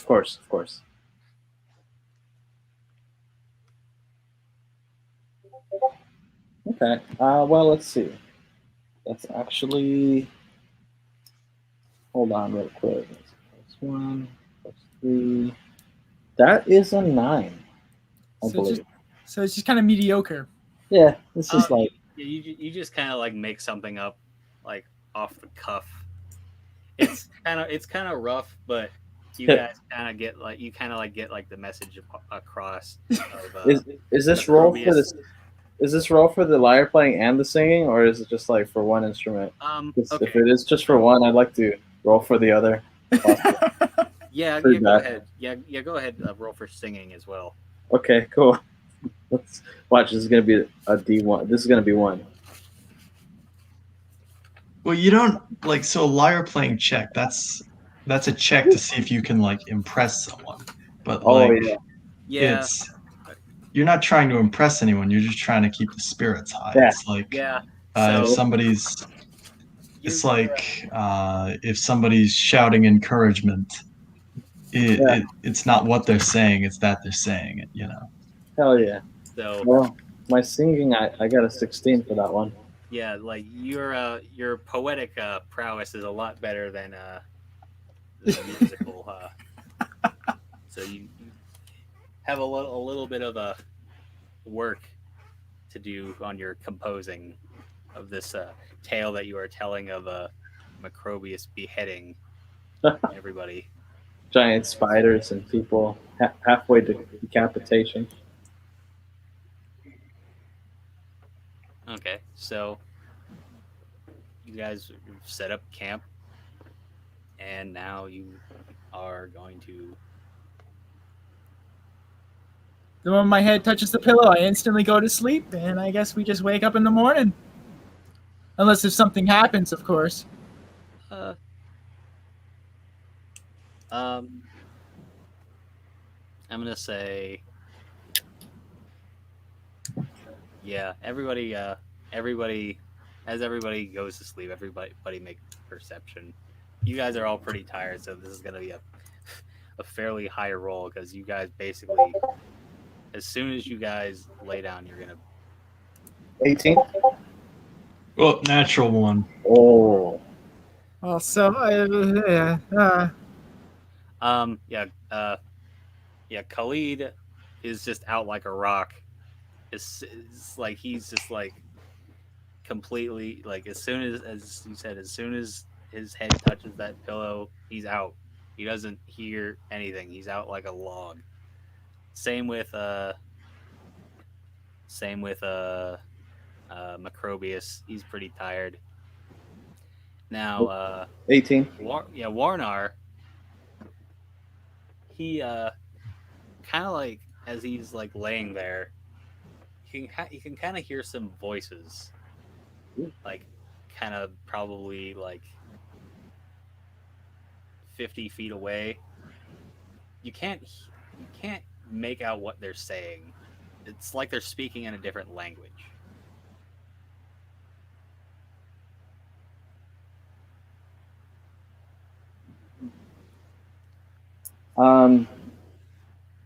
I'd like to get up slowly and cautiously and follow to the sound of the voices and just get closer quietly. Okay. So you're gonna get up. You're gonna rub your eyes. I'm not gonna make you roll again because you already rolled pretty high. Cool. You can kind of see off you can kind of see off probably like 50 or 100 feet. There is kind of like a light of another like a light of a fire, like that's lit. The light of the fire is encased in like there's kind of like an opening in the side of a cliff that you didn't notice before, and you see 3 men standing outside this entrance, and you can kind of like hear they're speaking to each other, but they're speaking in a different language than Thulayan. Can I try and like detect it, or do I know that language? I don't know. You can make a world lore check. Okay.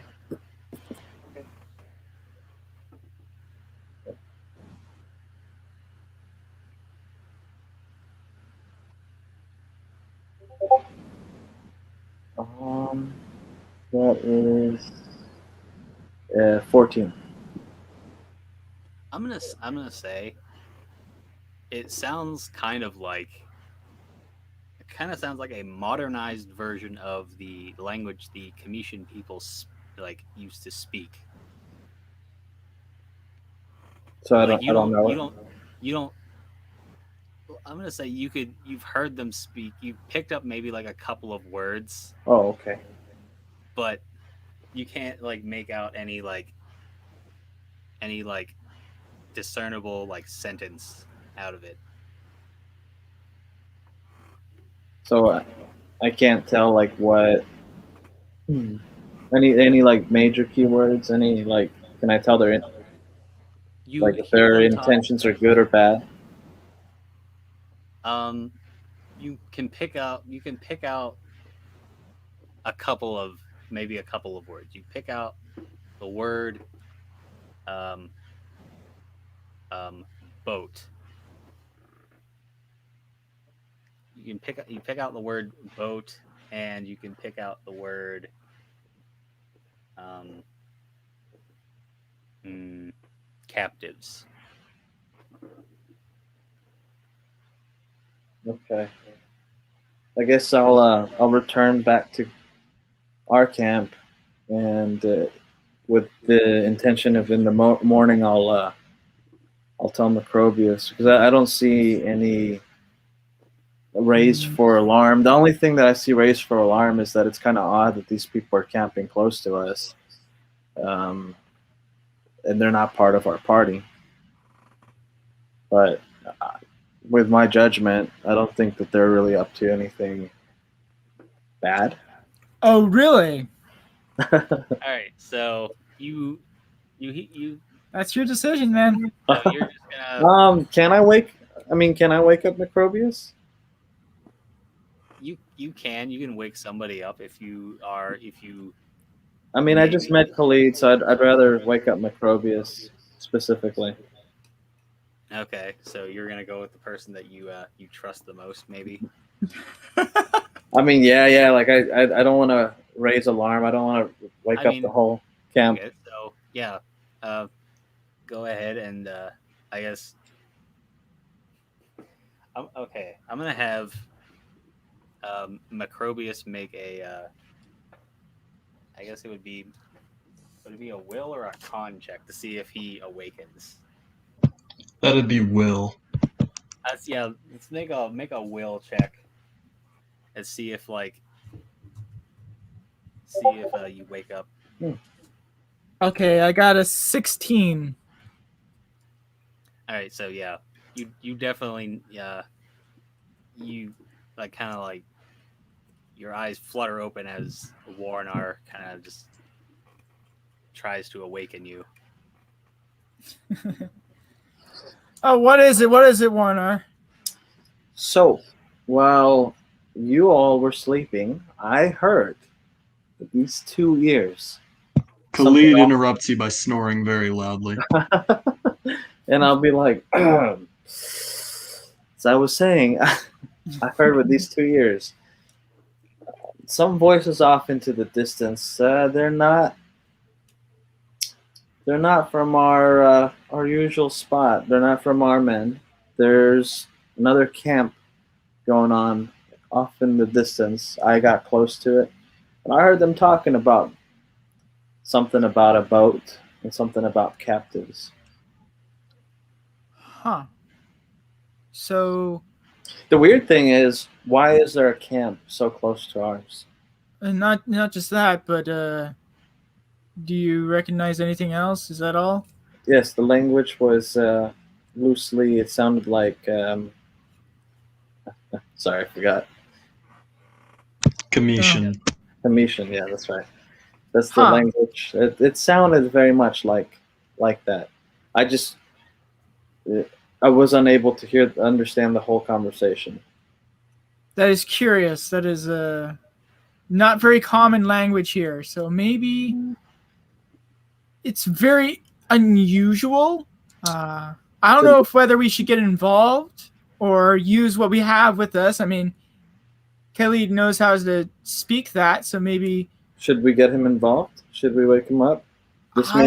This may prove to be an opportunity for us to get to know and trust him.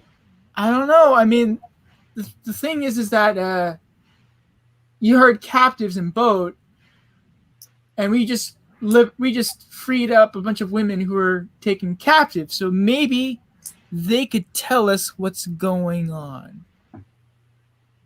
So, are you going to? You want to? Again, Khalid he's fast asleep. He's snoring like a chainsaw. So, you want to wake him up?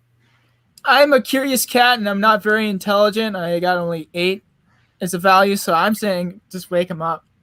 All right, Khalid, make a will check to see if he stay asleep.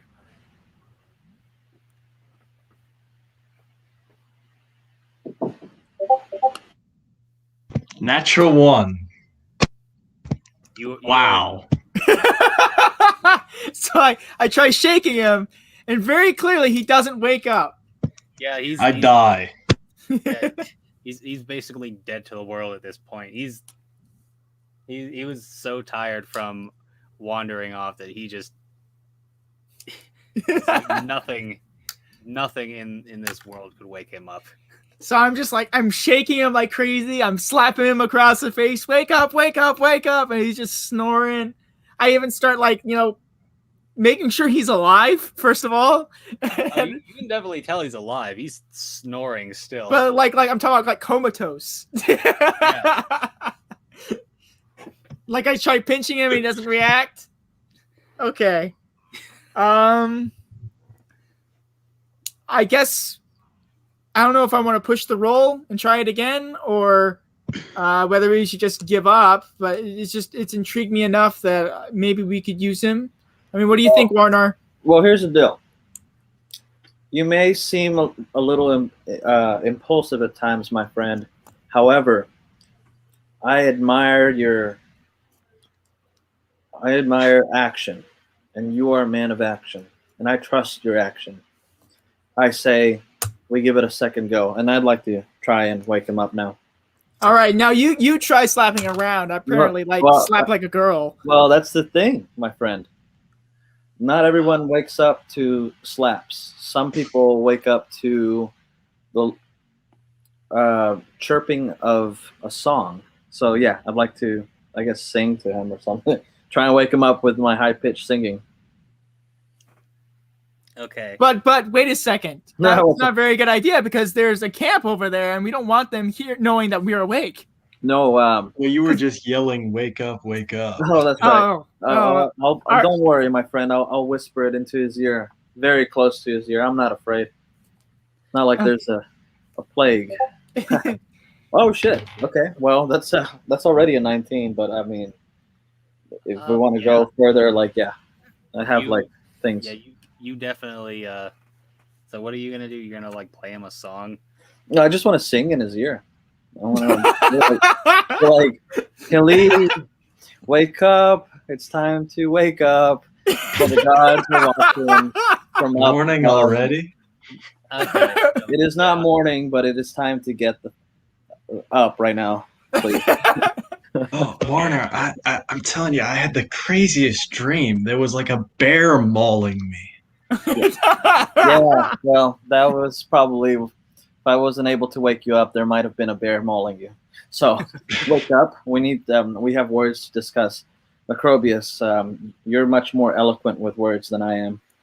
Indeed. So, what happened was, Warner woke me up, and he told me that there's a camp nearby, and we just heard him speak in Commission, and he also heard 2 distinct words, ship, and it was it capture, correct? Captives. It was boat and captives.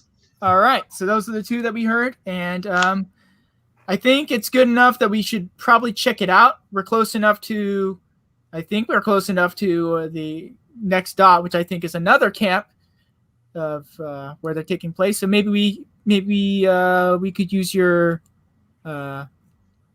skills, Yeah. I guess, speaking, the language that they speak. Maybe we could use you. All right, yeah.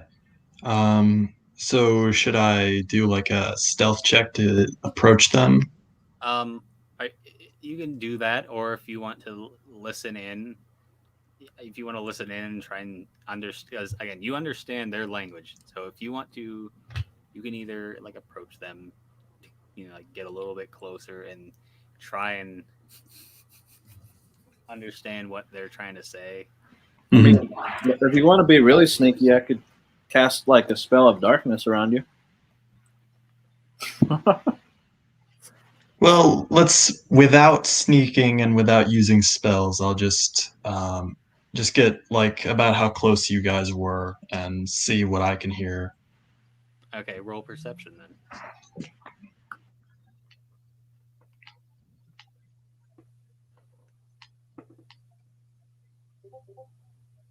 Natural 20 modified by 2. Okay. Whoa! I am on fire today. Wow. Nice. All right, so you can definitely hear what they're saying. You can hear what they're saying. They're saying something about. They're saying something about.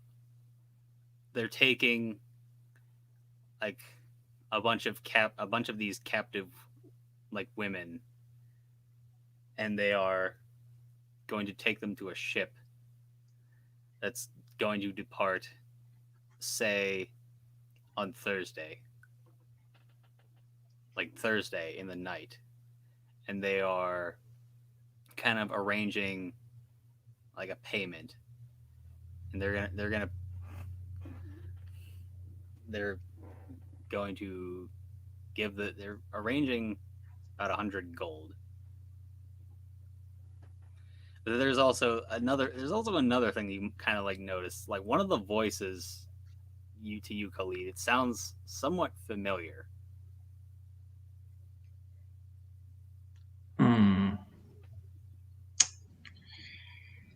I relay the information to Macrobius and Warnar, and I see if there's anything else to hear, I guess. That is very interesting. They might be the kind of bandits we've been trying to eradicate around here. So maybe we should go ahead and encounter them, and hopefully we can interfere in their affairs and get them to cancel that shipment. Okay, so do you want to like go like you want to confront these three men, or like how do you want to if you're gonna do that, how are you gonna do it? Are you just gonna Maybe go we could have Kelly talk to them, like say you know what you're planning and all that stuff. He'll be our translator for us. All right, you could also have me shoot them. Yeah, that too. We could have that too. But maybe we could just like start out saying, I'm wondering if we could somehow reason with them or something to cancel that shipment or not, or we could just go in with action like we are the tried and true method. Yeah, like worst case scenario, we get nothing out of talking to them and we spoil the element of surprise. But we could perhaps find out motives or find out more about this the guy with the unpronounceable name. Now, the thing is that we know that they are slavers already, so we already know their motive is that they are taking people for profit. And the thing is that maybe we could figure out who they work for and where they are, so we can go straight to there, end this whole operation, and share the information with the May King and stuff like that to find out specifically where the May Queen is. What do you think, Warner or Alex or both? I believe that there is a reason that you are here, and specifically they are there. We need to utilize all of our skills to find the best element. The element of surprise is definitely one, but We don't need surprise. we don't need surprise in every situation. In this situation, I think we need to You also understand need to take there into is a account bigger it's- tale that needs to be told. Sorry, what did you say? I was gonna say you can also take into account it's the middle of the night. It's probably about midnight, so it's like pitch black out there. It's overcast, so it's pretty pitch black out. Wow. Maybe we could surround them, like in a Sure. triangle formation around. Kind of like backup. Yeah. So, well, in that case, so basically the plan is to send Khalid in there and ask them. No, I'm Is thinking. that what you I'm wanna thinking do? I'm thinking we stay close to the ground. I'm thinking my character will be prone, but still close enough where if he gets attacked, I can instantly spring up and get into melee range. Well, no, that's what I meant. I meant like Okay. you and I, we could be. I mean, I have a crossbow. I could be like in the back as well, like alongside you. But are we gonna send Khalid in there to interrogate them? I guess, or like that. Is Yeah. that the plan? Yeah. Well, in that case, Khalid, I can bless you with Heimdall's awareness so that you can become more perceptive. Beautiful.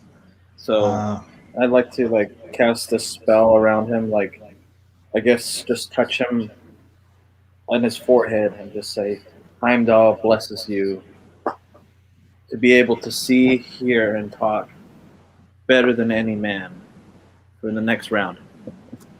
I don't know. Okay, so you're gonna cast that spell. It grants him +2 to perception skills. Okay, so what you're gonna do is you and Macrobius are basically. I'm assuming you're gonna kind of lay down in the tall grass. Yeah. And Khalid is going to walk up to them. Okay. So.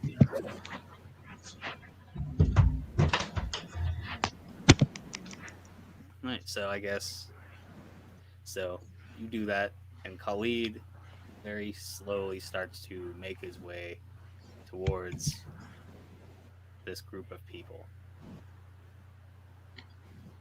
One of them turns around, and he says to you in a voice that you now very well recognize, "Ah, Khalid, you've come to take up my offer." It's Zelamir.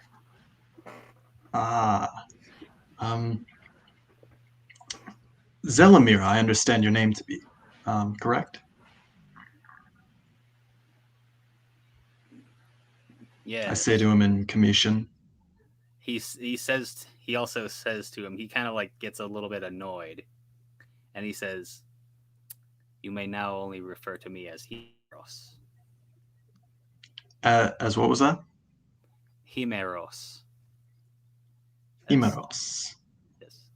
It's I think I put that in the private chat earlier on. Did Macrobius or Warnar tell me? Oh no! Himeros? I mean, you can probably pick that name up, right? It's the name. You interrogated the one bandit at the beginning of the session. Oh yeah. Let's just say that before, when we were eating the night before at my place, that I already told him about Himeros and the other name that starts with a Z. Yes. Zalmadojic. Zelamir. Yes. Yeah. Zelmadojic? All right. The dude was pulling your chain. Oh. He was still covering up for Zelamir. And Zelamir doesn't suspect a thing. He doesn't suspect that you're working with these. He says, "I see you have made the right choice to join me and my gang, the Arote." The Arothed? Well, sounds like you've been very busy, Zelamir. I say, Yeah. like not letting on that I know what he's been doing, but kind of joking to myself. He's been very busy. Right. I told you, I'm a very busy man. I am a very busy man. And this work that I do, many many kings in the Kemet, they pay very handsomely for Thulean women.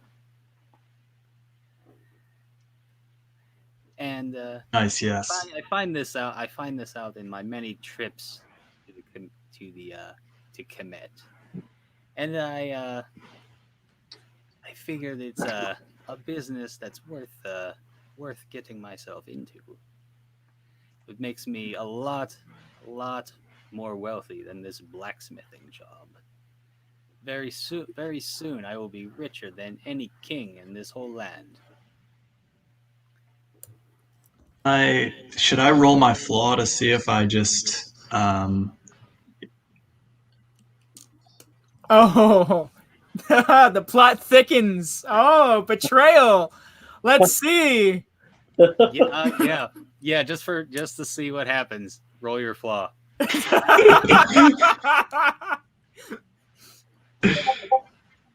okay.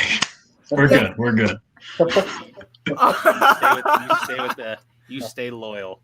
You stay loyal to Macrobius and Warnar. But I stay loyal. Yes. All right. I'm going to. All right. I'm going to. Obviously, I don't want to let on my misgivings about human trafficking, so I'm just going to say, "How can I help?" And I extend my hand.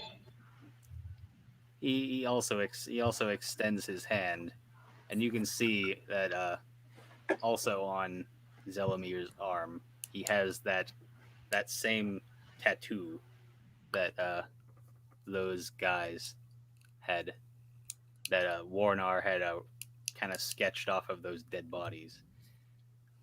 And then, also in the distance, you can hear and see like I mean, it's very hard to see because it's very dark out, but you can hear a horse-drawn cart like approaching, and Zelamir says, "Go inside and escort some of the captives into the cart.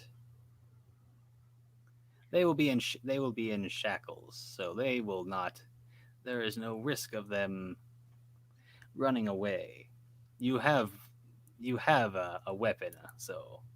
Mhm. So I'm gonna take out the broadsword axe he gave me and use it to sort of like point it at the captives and then the cart direct them. So and while that's happening, I am confused as hell about what's going on, and I start crawling over towards Warnar. Do I know where Macrobius and Warnar are, like off in the distance?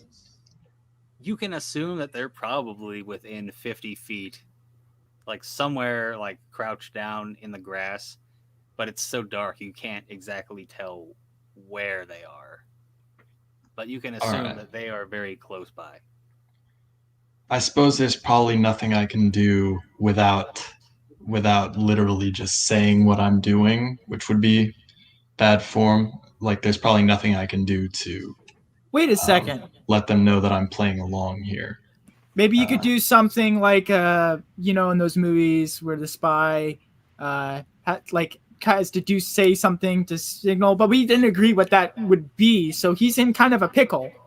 Yeah, I was thinking like if I knew where you guys were, I could give like a nod or something, like stare you in the eyes and nod, But I'm pretty sure that if you strike first, I would be right there to be right by your side. So if you strike first, then I would basically know what's going on instantly.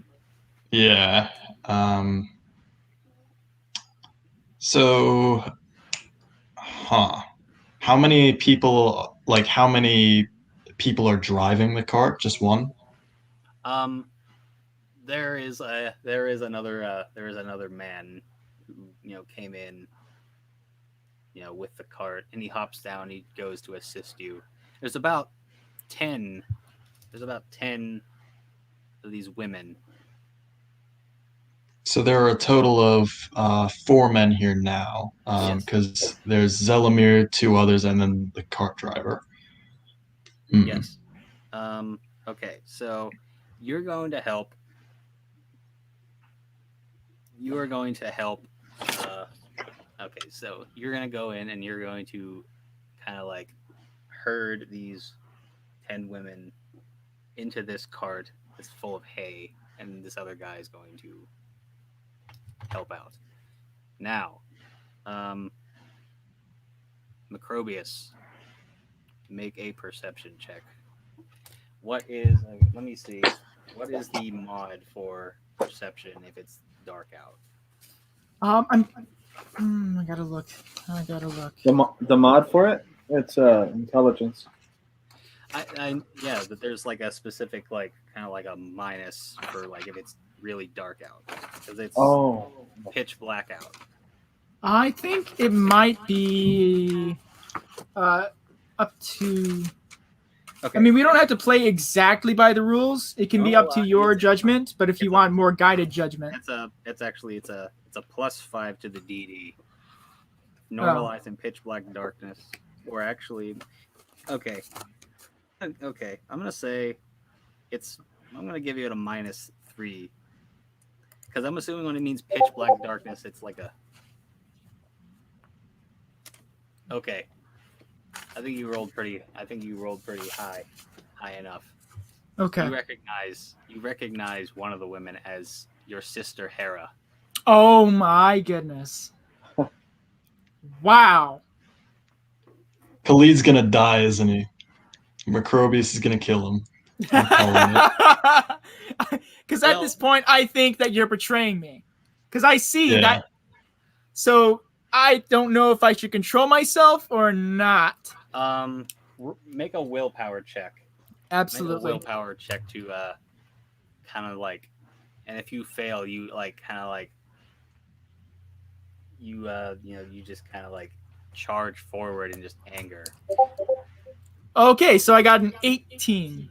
You are, I mean, you're steaming mad, but you control yourself to you control yourself to not just like charge gung ho at these 4 men that would probably kill you. I was about to lasso you. I realized something. So I took 2 flaws, greedy and selfless. So should I make a selfless check to see if I just snap and start attacking Zelamir and his guys? Oh, wow. Wow. Yeah, let's do that.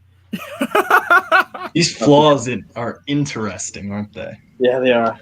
That's what they're there for. They make things a little bit more interesting. I don't snap. Okay, I'm gonna be smart. Like you keep your ruse, your facade that you are working for Zelamir. This has essentially become sort of like a reconnaissance mission. You've now become a double agent for the in the Erote. That is awesome.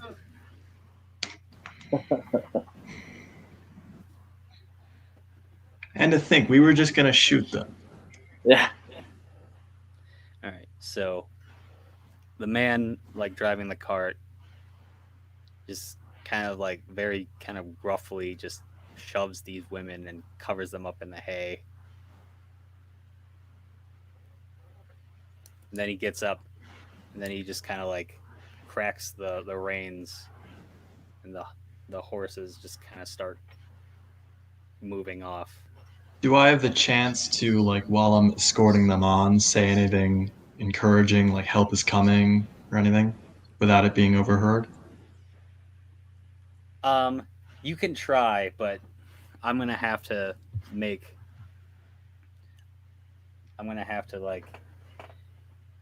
Well, actually, make a stealth check. Like we're gonna do like kind of like an opposing check to see if anybody overhears. If you succeed, you kind of. That's a definite success. I'd like to do a perception check as well Oh, to see if I hear that. That was a 19. Yeah, you definitely succeed. Nobody hears you. Nobody. Oh, not even me. Okay. Well, I would say, yeah, you probably wouldn't overhear them, or at least not hear them very well.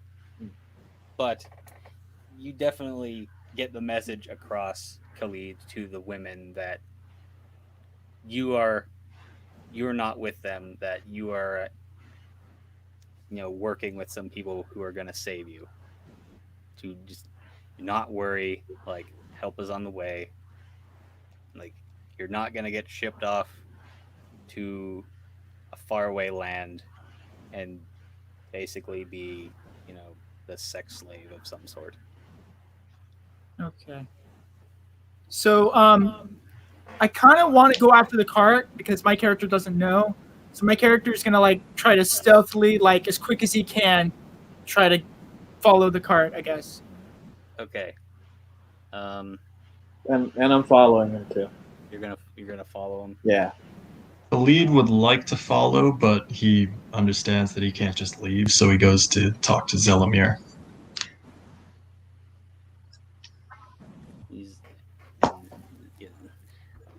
Zelimir just kind of goes off. He's just like, good. This is like, you will do very well serving me. You will you too will make quite the living working for me. So stealth. You guys, Warnar and Macrobius, I'm gonna have you guys make stealth rolls. It's gonna be probably it's gonna be in your favor because it's very dark out. So All right. So I got an 18, I got a 14. and with a dexterity modifier, so it's a 19. okay, and I'm gonna say you're definitely gonna like be able to kind of like follow this cart undetected because again it's the middle of the night. These people can't really see. The only light that they have is kind of like a single lantern, like a single kind of like a lantern that just kind of like shines off into the distance.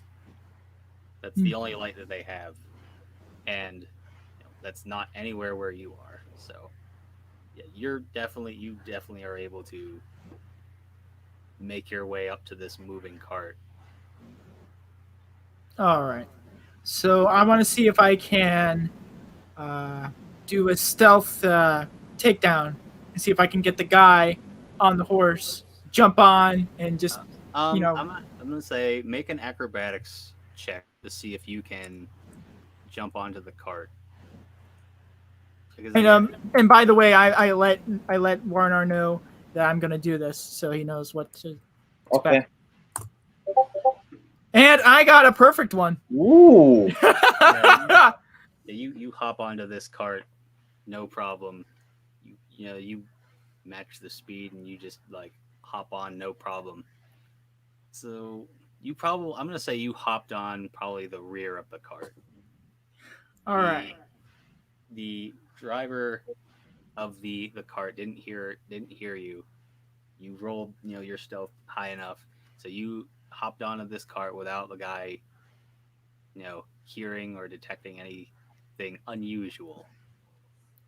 I'm kind of deciding whether, because I heard shipment or like ship, so I'm thinking now my character would be thinking maybe we can get to the ship where there'll be more women there. So then I turn around to Warnar and start signaling him to get on the cart.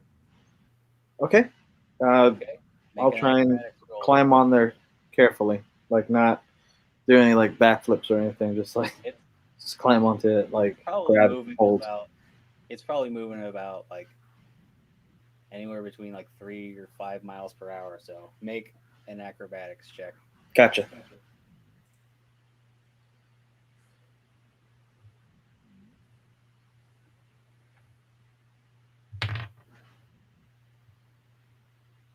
Do, do, do, do. Not Oh good. man. 5. Okay, Um, so Yeah, I'm gonna say it's not a critical failure, but you kind of like you think you have like a you think you have like a grasp on it. You swing at it and it's just like it's maybe you misjudge the distance and then you lose your balance and fall In or out? out. Like you didn't Oh, get anything on the cart. Like yeah. it's you fall down to the ground. Remember me. okay, I'm wondering. I'm just trying to decide whether he should continue following me, or if he should I go mean, back with Khalid, and just do I mean, whatever. it's not traveling too fast, is it? no, it's like you could Okay. probably still catch up to it. Okay. If you want to like kind of try and run back up and try again, you Yeah. can. But I'm gonna have to have you another stealth check. Oh, okay. Would I? Okay, yeah, I'll do that. You said another stealth check. Yep, make another stealth roll.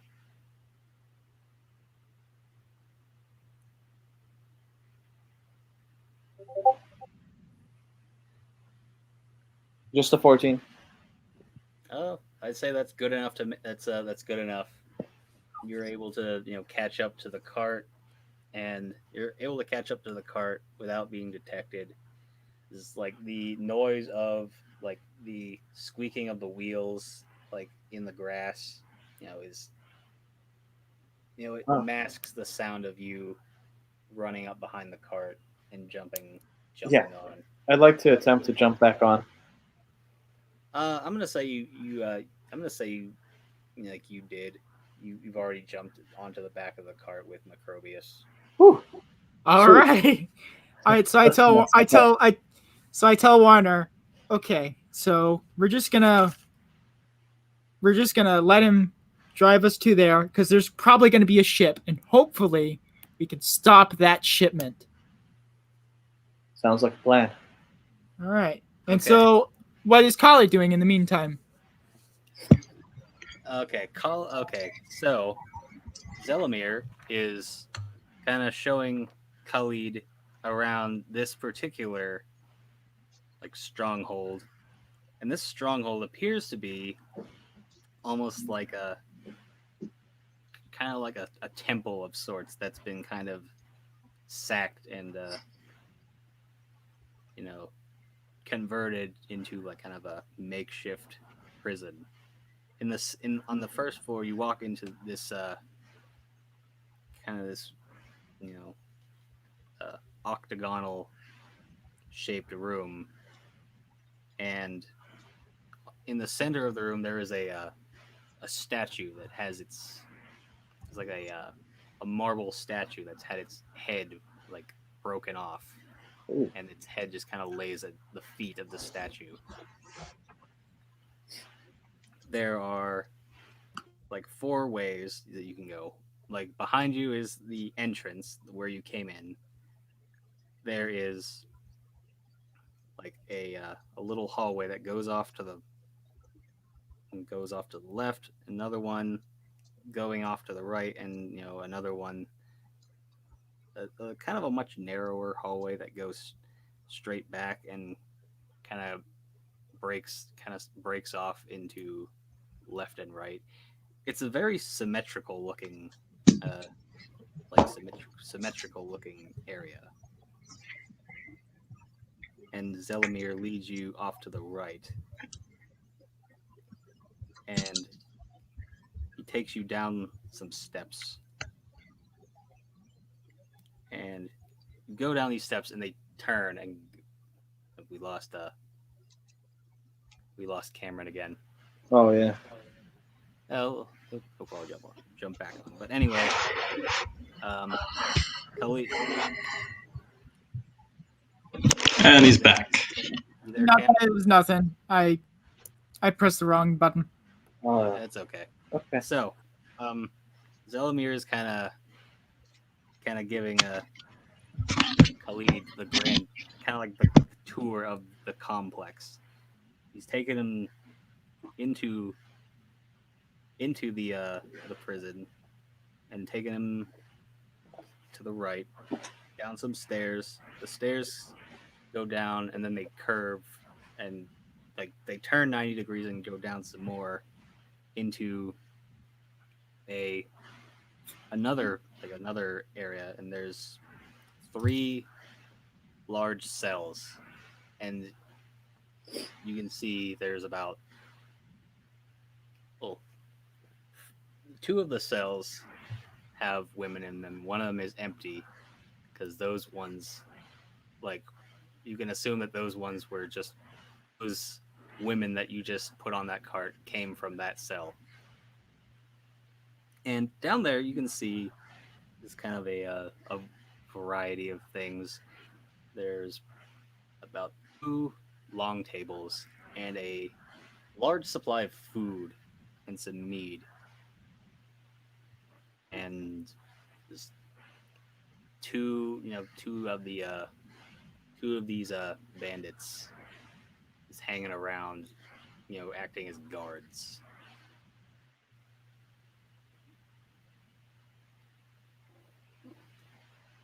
And he's just walking you through, and he's just saying, it took us about a month or 2 to turn this old temple into a holding area for my assets, or our assets, I should say. I give him a smile when he says "our."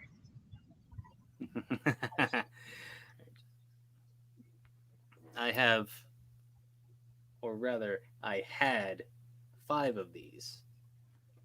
I just gotten word that one of my biggest stronghold was raided not too long ago. I'm Thanks to me. not very happy about that at all. I didn't foresee this coming. I will have to take some drastic measures to protect my business. I understand. I don't know exactly who is responsible for raiding my prison, but I would like to send somebody to find out. I believe I can do that. That's so. Is that so? Perhaps this may be your initiation, we'll say. You take care of these pests, and you will very quickly join in the ranks of the Erote. The plot thickens more. I take out the broad sayax again, and I say, as you know, in Kamesha, we have a saying that the weapon, once unsheathed, is now in use. I will not put this away until it is dripping in their blood. Zelamir's just like his mouth curls into a wicked smile, and he's like, "I like the way you think. I think maybe this would be a good time to end the session, like on a nice little cliffhanger." We got some interesting storyline plots going on here. Awesome. Yeah. That's a really good session. Did you So I'd like to give a shout out to the MYFAROG Gamers group on Facebook. Anybody who happens to come across this, check us out. Like you know, we need some players here to get this place going again. So thanks everybody for joining in. I'm gonna stop the broadcast.